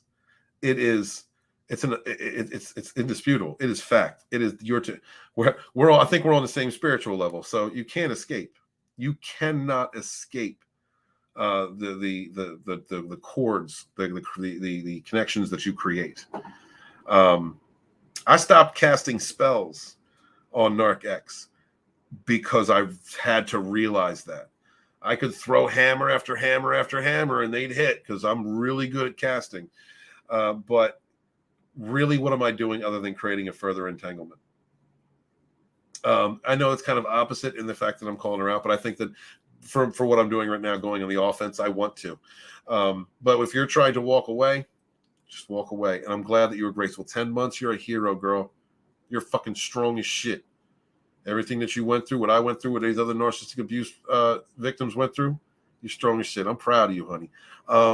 If you have a tarot channel, can somebody please throw a link to Skylu after? Matter of fact, hold on, Sky. I got you. I'd love to. I used to be a tarot card reader. This is originally going to be a tarot card channel. Add as moderator. There you go. You got a wrench. You go ahead and share your channel out there for me, honey. Thank you. I'm sorry, sister. Thank you very much. And I'd love to stop by and check out your tarot stream sometime. Abby says, I scared all 5 of my narcs. I don't even try no more. I know the amount of narcissists that your soul path attracted in this life is nuts, girl. I don't know how you did it. I understand now that I went through more than one. I was with one and triangulated with one. And now going through it, I can now see the traits in others. So I know that I've had friends who were narcissists, or friends, you know what I mean? That narcissists. Some of the enemies that have come after me in the last couple of years are narcissists. I can see it now. But like to have gone through 5 like consistently in your life, that's unbelievable. I'm gonna call you. I'm gonna text you after the show, sweetheart. I want to talk to you. It is sick. Yeah, Zax. It is sick. I always say this is sick, Zax. Zax, watch out for Zax, Ruth. Zax is pretty sexy. All right, I'm just saying. I'm not saying in a gay way. All right, I'm not saying I'm just saying that Zax is a little. I'm just saying like if I were to. And maybe I'm just saying he has a certain allure to him. I don't know if it's like a musk or what. Just be careful when communicating with Zax is built different. That's all I'm going to say. All right. And if he has his shirt off, I'm not sure. I'm not sure if people would survive that. That's all. That's all I'm saying. I'm not saying it in a gay way. I'm just saying because I understand that. Let's see. Skylu says dealt with it for 8 years. I couldn't imagine. Some of y'all. After 2 years, I wanted to die. I couldn't even imagine. Oh, man. Scott, Tim, I saw you there, but I already talked to you earlier. Scott says, 8 years of that demon, and I still came out kind, enjoying my soul. You're a light worker, girl. That's the only way you survive that. That's a beautiful thing. Man, I'm doing interviews, and I would like to set up more. I've got 4 people on the docket right now. I have not scheduled dates, but if you would be interested, I'd love to have you on to talk about your experience.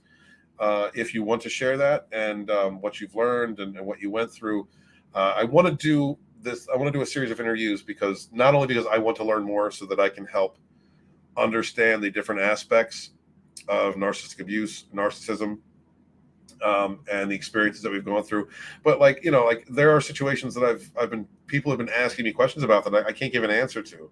It's I'm very basic bitch when it comes to this. I have a narcissistic ex, you know what I mean? And I was triangulated with a narcissistic closet homo. Like that's all I know. And even that was a crazy experience.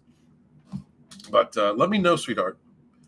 Let's see, 6 months unbroken for me. That's because you're a tag, Abby. That's because you're Abby, what I really enjoy is when we're talking and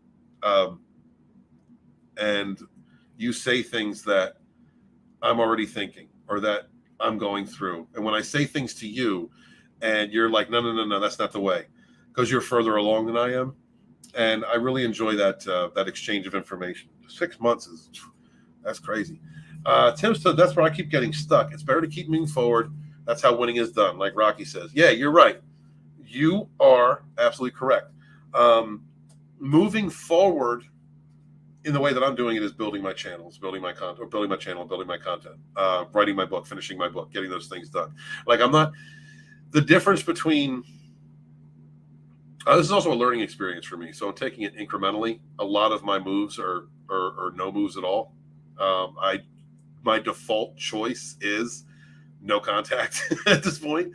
But you know, you have to concentrate on yourself, know your worth, know your boundaries, understand who you are, your strengths, and continue on. You know, continue on. You know, it's hard. It's hard, Tim, when you love somebody that much that you went through and sacrificed so much for. You're holding that belief in them, and then you know, you find out that it was all a lie. All the caring and the giving and everything, all the compassion and everything that you did, none of it meant anything. That was all a game. It's hard to accept that, especially for, you know, good men like you. Caring, compassionate, kind, good men. You know, we've streamed a couple times. I watch your content. I have a pretty good grasp on who you are. You're a strong individual. You know who you are, and at the same time, you went through what we went through. And I'm proud of you, brother. I really am proud of you. And thank you very much. Every time you give me words of encouragement, dude, that meant a lot. When you came in on Twitter the other week, that was the very first time I have ever in my life shared a Disney Star Wars gift. And then at that point, I was like, I don't give a shit what anybody says. This is for Tim. And I'll continue to do that. I'll continue to do that, man. And by the way, I don't hate the sequel trilogy. You said that to me. Even though you hate the sequel trilogy, this and that, I don't. There are parts of it that I like because of the connection with my kid, that because he likes some of it. And one of those is Kylo Ren, Ben Skywalker. And that's what you cosplay as. I know I've never really said this. It's hard for me to say certain shit out there as a Phantom Menace historian. But that's why I liked you that's one of the reasons I liked you from the first place, is because you were doing that cosplay, and my son is a big fan of Kylo. So no, I don't hate it. And in fact, you know, one of the reasons why I first started gravitating toward your content and supporting you was because you were doing that cosplay, and also the positivity that you bring, brother. You're a good dude. What are you doing tomorrow? We'll come on Rogue. I think Black Angus is stopping by. I was going to reach out to DJ Odyssey, maybe Soldier Spirit, a couple other cats. Mr. Tickle Trunk, of course, will be there. Not sure if Andros will be able to be there, but you are always welcome over on Rogue Entertainment, man. I love you, brother. Come sit at my table. You are always welcome at my table. Let's see. Zax. And Zax, you can invite Zax and Mike. Zax is like a unicorn. Tim, I'm sorry, guys. I got to go Phantom Menace historian for a minute. Let me tell you something, Tim. Zax is a fucking unicorn, okay? He's a prima donna, all right? You can invite him on all bunch of streams, but he's like a prissy bitch, all right? Zax, he appreciates it. I'm not saying he's a bad dude. He's just like, no, I've got my own stream to do, and I don't have time. Watch out for him. Watch out for him, all right? I'm just saying, Tim, because you all both like macho type guys, all right? You know, the sensitive macho type guys, you know? Y'all are the ones that could cut me off when I go in the bar cruising for pussy. That's all I'm saying, all right? I watch out for that one. Rue says, oh, God, excuse me. This is happening to me, the sleepless nights. Sleepless nights happen. You're retraining your brain. You also have to understand the psychic connection involved. As I said, there is absolutely a psychic connection, a spiritual connection with these demonic fucks. They are feeding off of your energy. The demons in them are reaching out to suck more life force out of you. When they're hoovering, they're doing the same thing. Do not think. You know, Ruth, you know. They got people watching your social media. They got fake accounts looking at you. They're constantly in that third person mode. They've ghosted you. They're not giving you what you want, but they're still there hoovering you like a fucking ghost over the roof of your house, just hoovering you.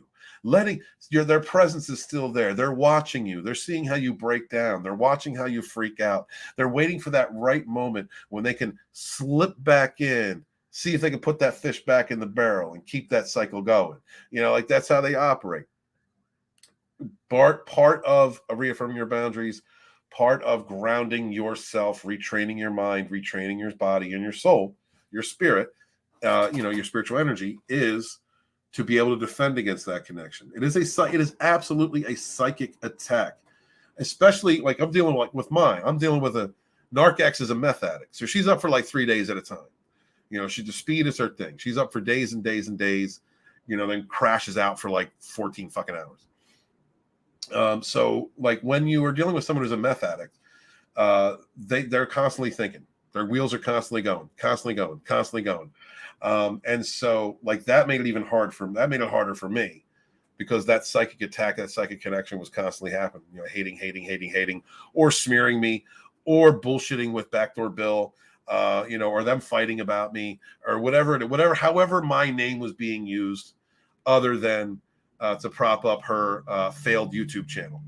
You know what I mean? So, but that psychic attack is definitely a part of what's going on. Abby says the cognitive distance that we develop is in the abuse. Yes. Yeah.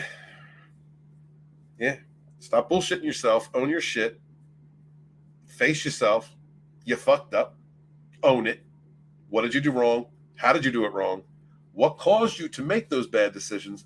And never do it again. Let's see. Hey, it's Vixens. Yeah.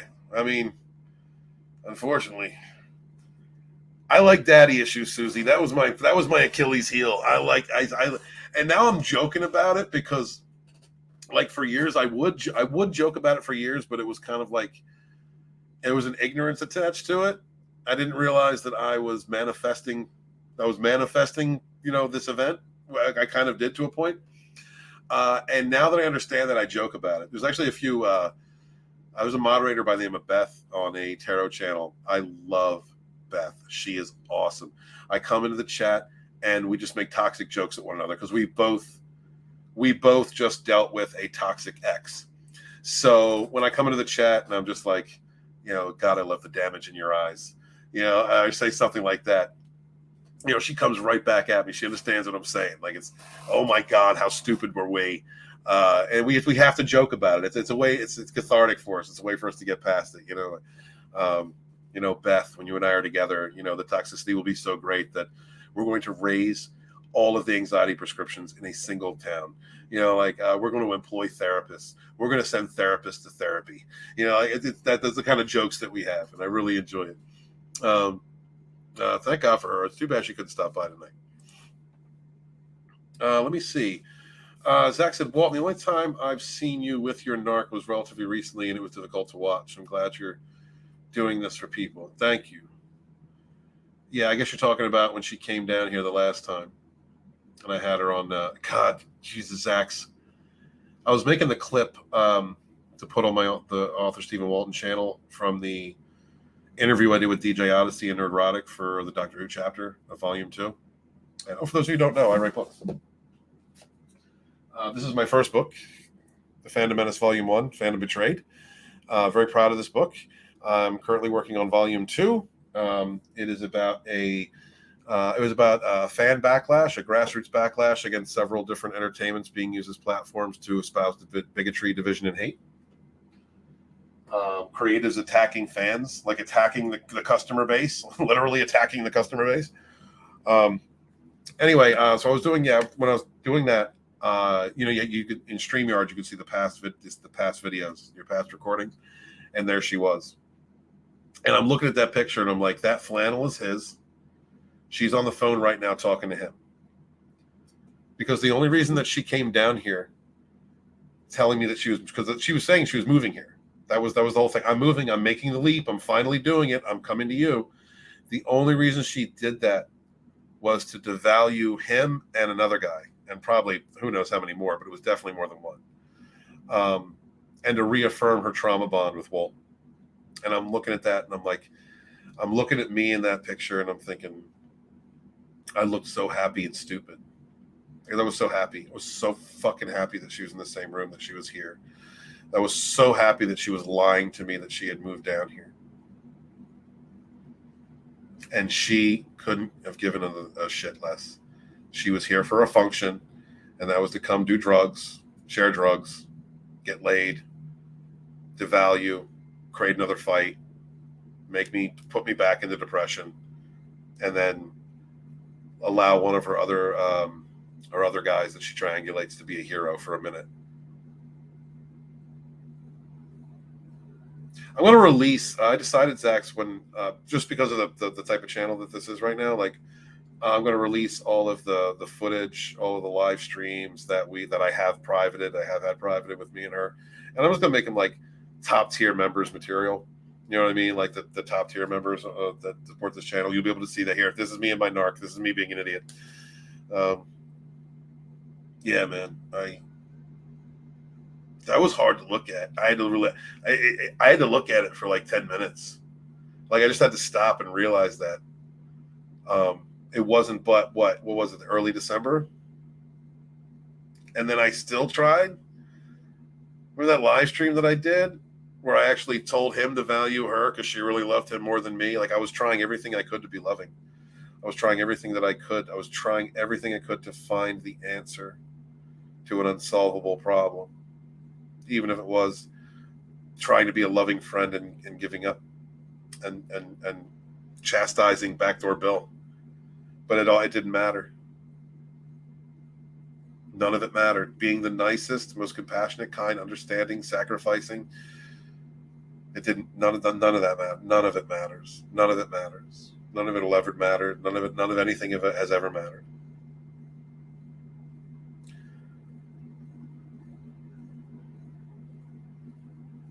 Sometimes there are just people that are so fucked up that they create problems with no solutions.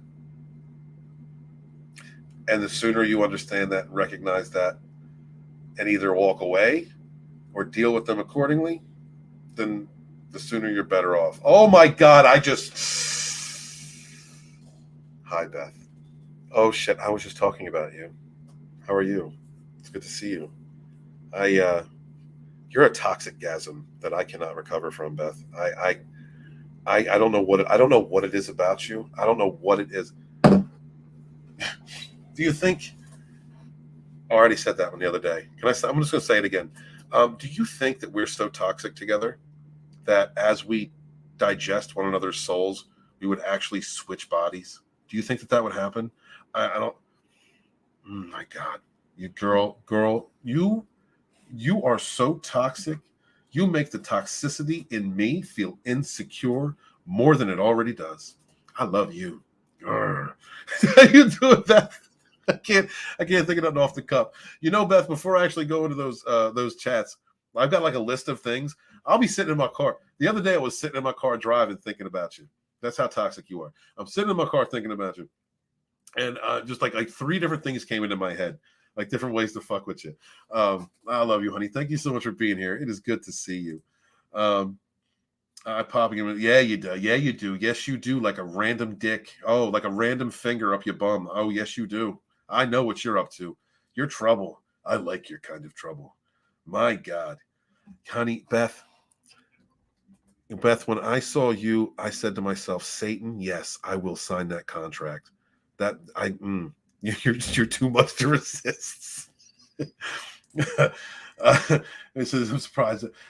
Zach should be saying, choo choo, train wreck coming through. Absolutely, because you are my twin train wreck, Beth.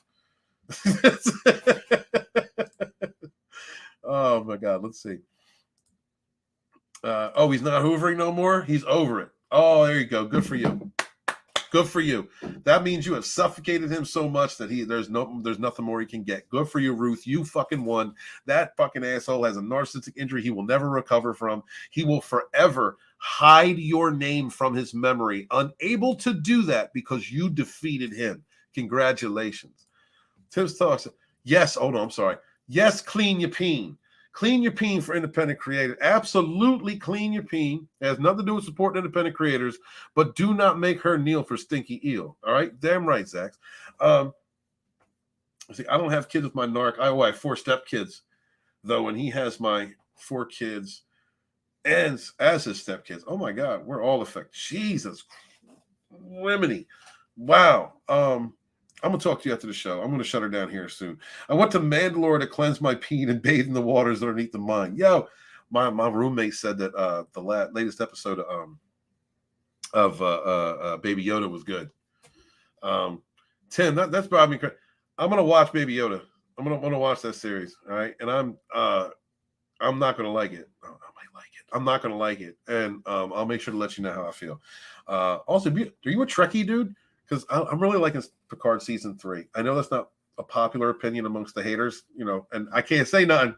Yeah, Phantom Menace historian. We all talk shit. But I'm really enjoying that show. Yep, narcissistic injury. Yep. He doesn't exist to me now, Steven. Yes. Ruth, one day I want to get there. One day I want to get there. When I choose to get there. Right now, I choose not to get there. Because my bitch owes me money. My bitches owe me some time. Mike Williams. Coping with my narc wife attitude is like a bad dream. Oh, Mike, are you getting divorced from your narcissist? Is she going? Is that narc X about to be a narc X? I can only imagine. Look, dude, narcissistic men that I have dealt with have mostly been closet sausages, so it's easy for me to come back at them, But I haven't dealt with all types of male narcissists. I wouldn't even, and I haven't dealt with all types of female narcs. The female narcissists that I know of are, at this moment, Narc X and this other chick, Courtney, who's also a narcissist. She's a toxic person who's like taking her under her wing. So I got those only 2 examples that I have. And Courtney hasn't even really. Courtney's a subversive, covert narcissist. Like she ain't good looking no more. She's up there in age. Drugs done fucked her face all up. So she's living through her protege, and she's more heavily on the manipulation tactic end of narcissism. Whereas Narc X still has some looks, like the meth's starting to fuck her up now. She's getting pudgy and her face is breaking out all the time. Just dealing with Narc X was enough for 2 years. I can't even imagine. I don't know. You know what was really strange, Mike? Narc X gets off on the idea that guys want to kill her. So there's a whole nother level of fucked up that red flag, should have run. I don't know. But the amount of bitching that she would do, the shifting of blame, the merciless cheating, mercilessly lying, the haughty attitude, Mike, the haughty attitude from that bitch of she's better than everybody else, knowing goddamn well she ain't. Can't bullshit a bullshitter attitude. Like that is something to have a medal, to be wearing a medal for. I can't eat. She would do some of the most grimy shit and act like she's better than everybody else. That attitude in and of itself, bring back dueling, Mike. Bring back dueling. I'm talking about a unisex form way of dealing with these fucking people where we could just call them out in public and handle it. We could handle it. Mike, I have no idea what you went through, but all I'm saying is man, woman, wouldn't matter. All right? A narc is a narc. We do dueling with guns. It's going to be with guns. It's going to be the same type caliber, same weapon. And I'm saying this, due to the faulty nature of just no contact, forgive, and walk away, the way that we've been dealing with this narcissistic abuse so far, due to this faulty nature, I believe that bringing back dueling will help to solve this problem. Because that narcissist might be a good shot, but that narcissist will run out of bullets before they run out of victims. We're going to end it. We may lose a few along the way, Mike, but we're going to stand shoulder to shoulder, locked and loaded with love, because this is what real healing looks like, motherfucker. And we're going to get this done. All right. And the great thing about this, Mike, the great thing about it is once you've ended the narc, once the duel is over, and once when the light that was absorbed from someone else leaves their dark eyes, right? The greatest part of this is you can still forgive them. Even when they go home to hell, you can still forgive them. I don't know what you went through, bro, but I hope it was nothing like what I went through. That's insane. Mike, let me know. I only have I only have 2 dudes on my docket right now for interviews for my show, for my upcoming show. So if you're interested in explaining, if you're past it, if you'd like to share your story, please let me know. I'd appreciate that. Thank you for the comments, Stephen. I appreciate that. Oh man, thank you for being here, Ruth. You've been a great supporter.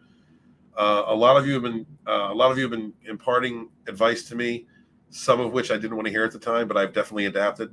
Most of which, like even Tim out there, he's shouting the truth. He's shouting the truth. Just walk away. He's shouting the truth.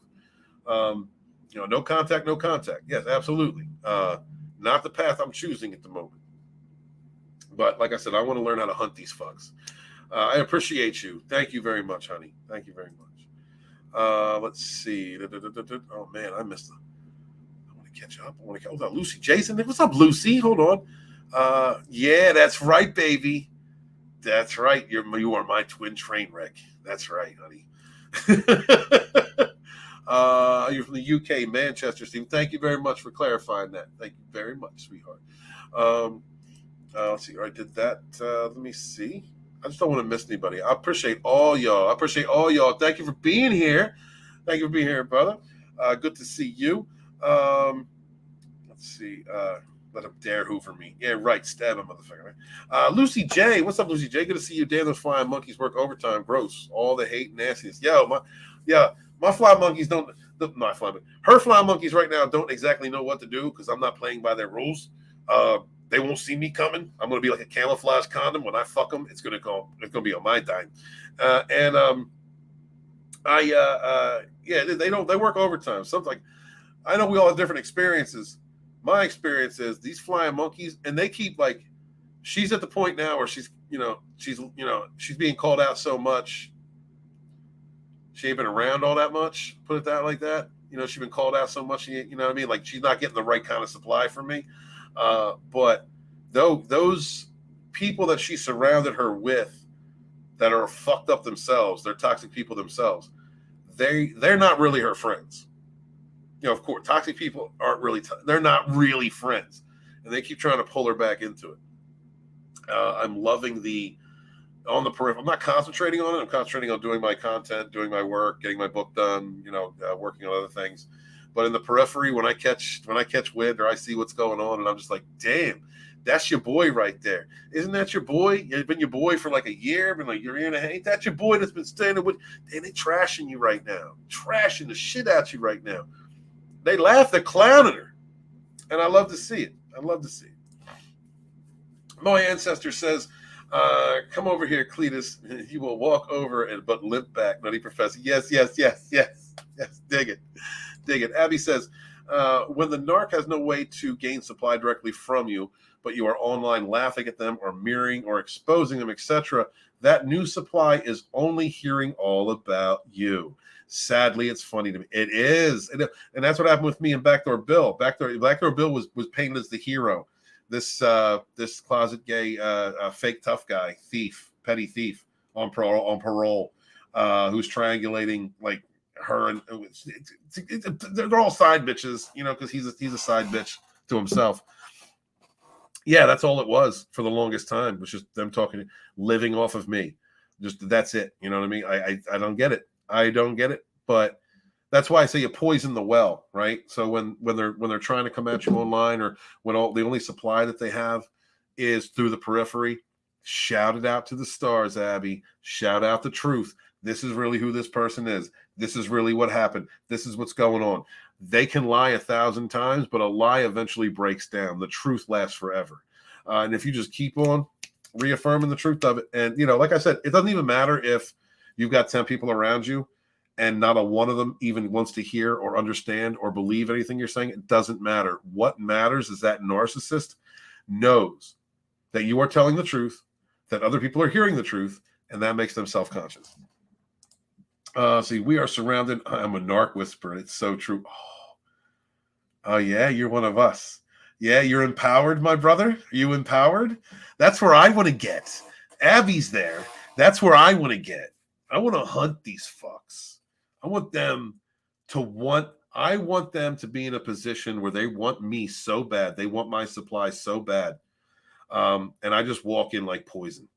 I want to do to narcissists and toxic people coming from a position of real that they do to others, that when they destroy others. They fucked with the wrong one, bro. They fucked with the wrong one with me. Because now I'm taking the time to study and train and be ready. And I'm going to come at them. They fucked with the wrong one. Steve Walton is not a bitch. Yeah, what is up, the lovely Sheri? Thank you so much for being... Damn, that picture is nice, girl. Sheri, what you doing to me? You live right like 30 minutes away from me. And I can't even take you out for coffee? Like, can I just get a picture with you? Can we just get a picture together? Do you know how many people would be jealous if Walton just got a picture beside the lovely Sheri? Like, that's all I'm asking. I ain't even asking for a date. I'm not even asking for dinner. I'm not asking. Of course you would pay. I know I'm hotter. No, I'm just saying. Don't fuck with me. Don't meet me. Please. This woman will castrate you with an image. All I'm saying is just one picture. Just one. Let me make every person jealous in this entire community. That would be so... God, you're hot. I mean, I respect you. I respect your womanhood. It's good to see you, Sheri. Love seeing you, baby. Thank you for stopping by. Let's see. Read the terms of service thing about signing with TikTok. Yeah, it does. But you know what I mean? At this point, it's helping me. It's helping me out. It has helped me get subs for this channel. It's helped me gain traction and momentum. It's helped me to advertise. So I'm going to use it. But you are right. There ain't no wrong. Nothing wrong with what you're thinking and what other people like Drew and you guys. I understand what you all are saying. I got to turn signal dropped again. Sorry, guys. I understand what you're saying, bro. I understand. What do you consider doing TikTok channel for tarot and such? Oh God. I would like to eventually do a channel for tarot because I am a tarot reader and that's what this channel was meant to be. I still need a little more Fifi time when it comes to tarot because that was a big thing. When I brought in my narc into, excuse me guys, I'm going to smoke. I'm going to stay off camera for a minute. I brought my narc into a company I was building called Rogue Entertainment. Every single person in Rogue said that's not a good idea. I didn't listen to them. And to be fair, even she said she wasn't ready for it. But I thought she was my queen, my one and only. She could do anything. I wanted to prop her up. And, you know, that's how I am with my ladies. I brought her in and I said, screw it, I'm going to come out the broom closet because she claims to be Wiccan. She's not Wiccan. She's satanic. And we were going to do a tarot. We were going to tarot streams together. And I taught her how to read and facilitated it and spent hundreds and hundreds of dollars to buy her decks. And so it is still a little bit of a Fifi issue for me. I got to overcome that. This is something I'm still working on. But when I do, I possibly will. Because I'm good at it. I've been doing it since I was, my ex-wife, Akasha Ravenwolf, taught me. I watched Akasha do tarot card readings rapid fire, cold readings rapid fire, and would hit every damn time. She was amazing. And she gave me the inspiration to do it. Yeah, I kind of miss my ex-wife a little bit. She was a good woman, but that's like 20 years ago. Let's see. There we go. Ruth, I wasted more than 10 years with a narc trying to escape, but he didn't allow me to and had friends. Oh my God. And I was far away from everyone I knew. That is nuts, Beth. That's fucking insane. That is fucking insane. See, one of the toxic cycles that Narc X and BackDoorBill would go through is they would feed each other's toxicity. So she would ghost him and he would hoover, but he would predatorily hoover. Same thing he does with his other chick, InsecureAmy, and other women. You know, because he's not a real man. You know, he's a bullshit tough guy, you know, taking it in the ass. And he so he would like threaten, stalk, like his hoovering was really demonic and nasty. But she loved it. her toxicity loved it. He must really care about me because he threatens to kill me. Whew. But for a normal person, for a normal woman to go through shit like that, the abuse you suffered, honey, that is insane. Would not let you leave. It was InsecureAmy had said that to me the other day before I blocked her.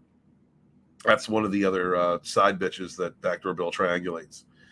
And she was like, yeah, I tried to leave him, but he won't let me. And I'm just like, how do you respect yourself? How do those words come out of your mouth and you respect yourself? How have you fooled yourself at that point? I'm not criticizing anything other than what we do to ourselves, how we live in cognitive dissonance, how we, devalue ourselves when we allow that narcissist more control over us than we have over ourselves. That's horrible. Beth, oh my God. I'm doing interviews, Beth. I don't know. Could you think that you and I could be on the same screen? Do you think they could handle it? Do you think we'd short out the internet? I don't know, babe. Twin-Trainwreck, choo-choo coming through.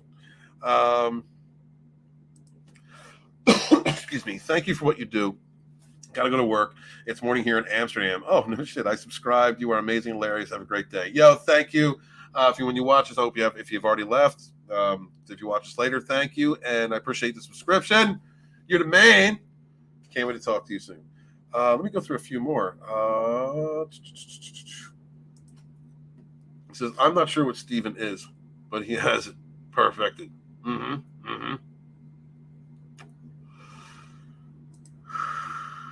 Toxicity, baby. That's what it is. I draw them in. That's right.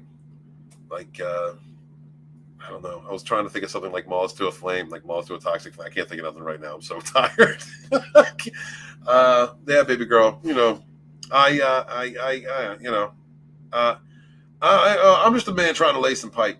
Okay, that's really what it is. Like, I'm over everything that just happened, and I'm trying to lay some pipe. I'll be honest with you. I am so horny right now. I am flirting with everybody, and I apologize. No, I don't. But it's just, it's what it is. I'm damaged. We're all fucked up, right? I'm just, kind of hoppity along and just, I'm trying to, what it is, Beth? I'm trying to put my dick in something that isn't trying to kill me. That's what it is. That's where I'm at this point. You know what I mean?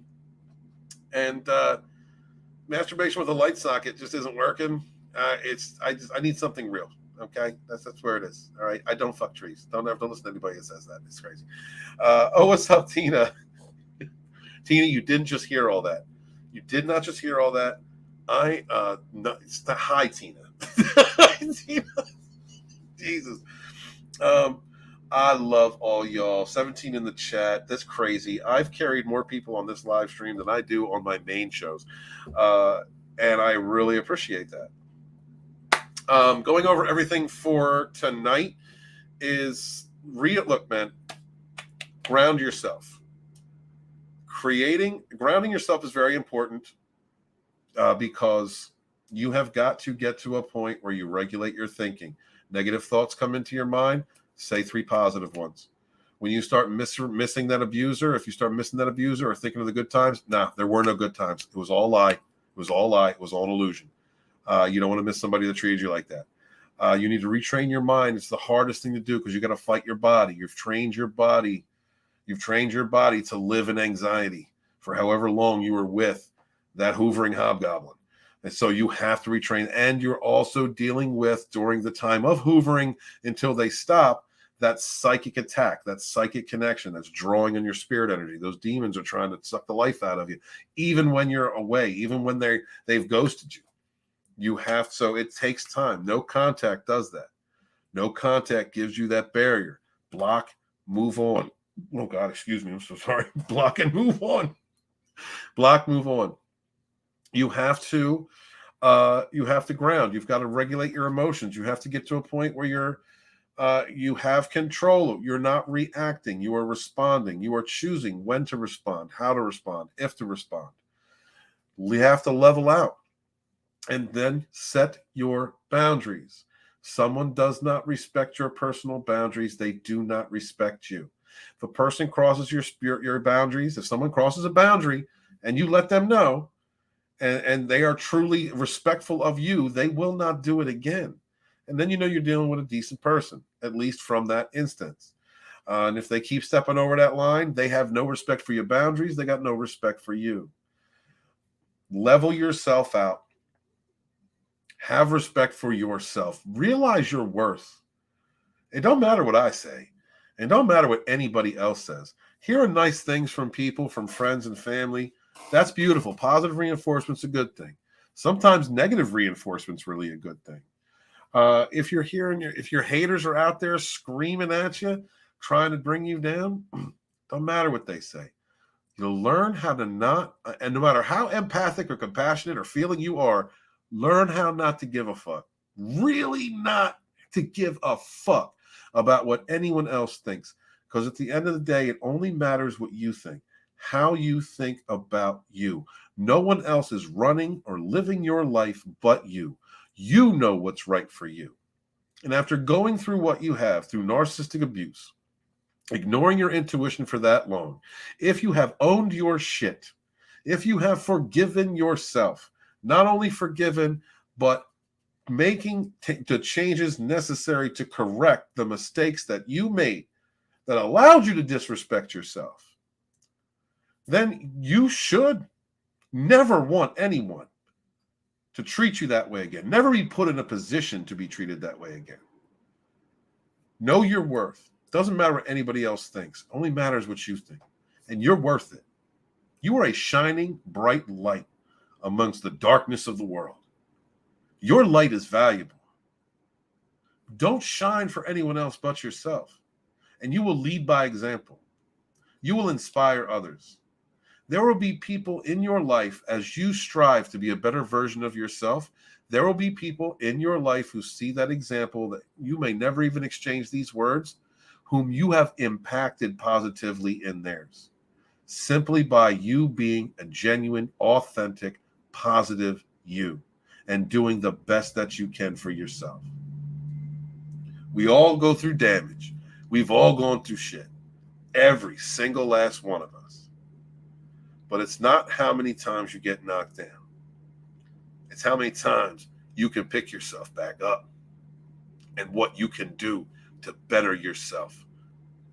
My love to y'all, my friends. I greatly appreciate each and every single one of you.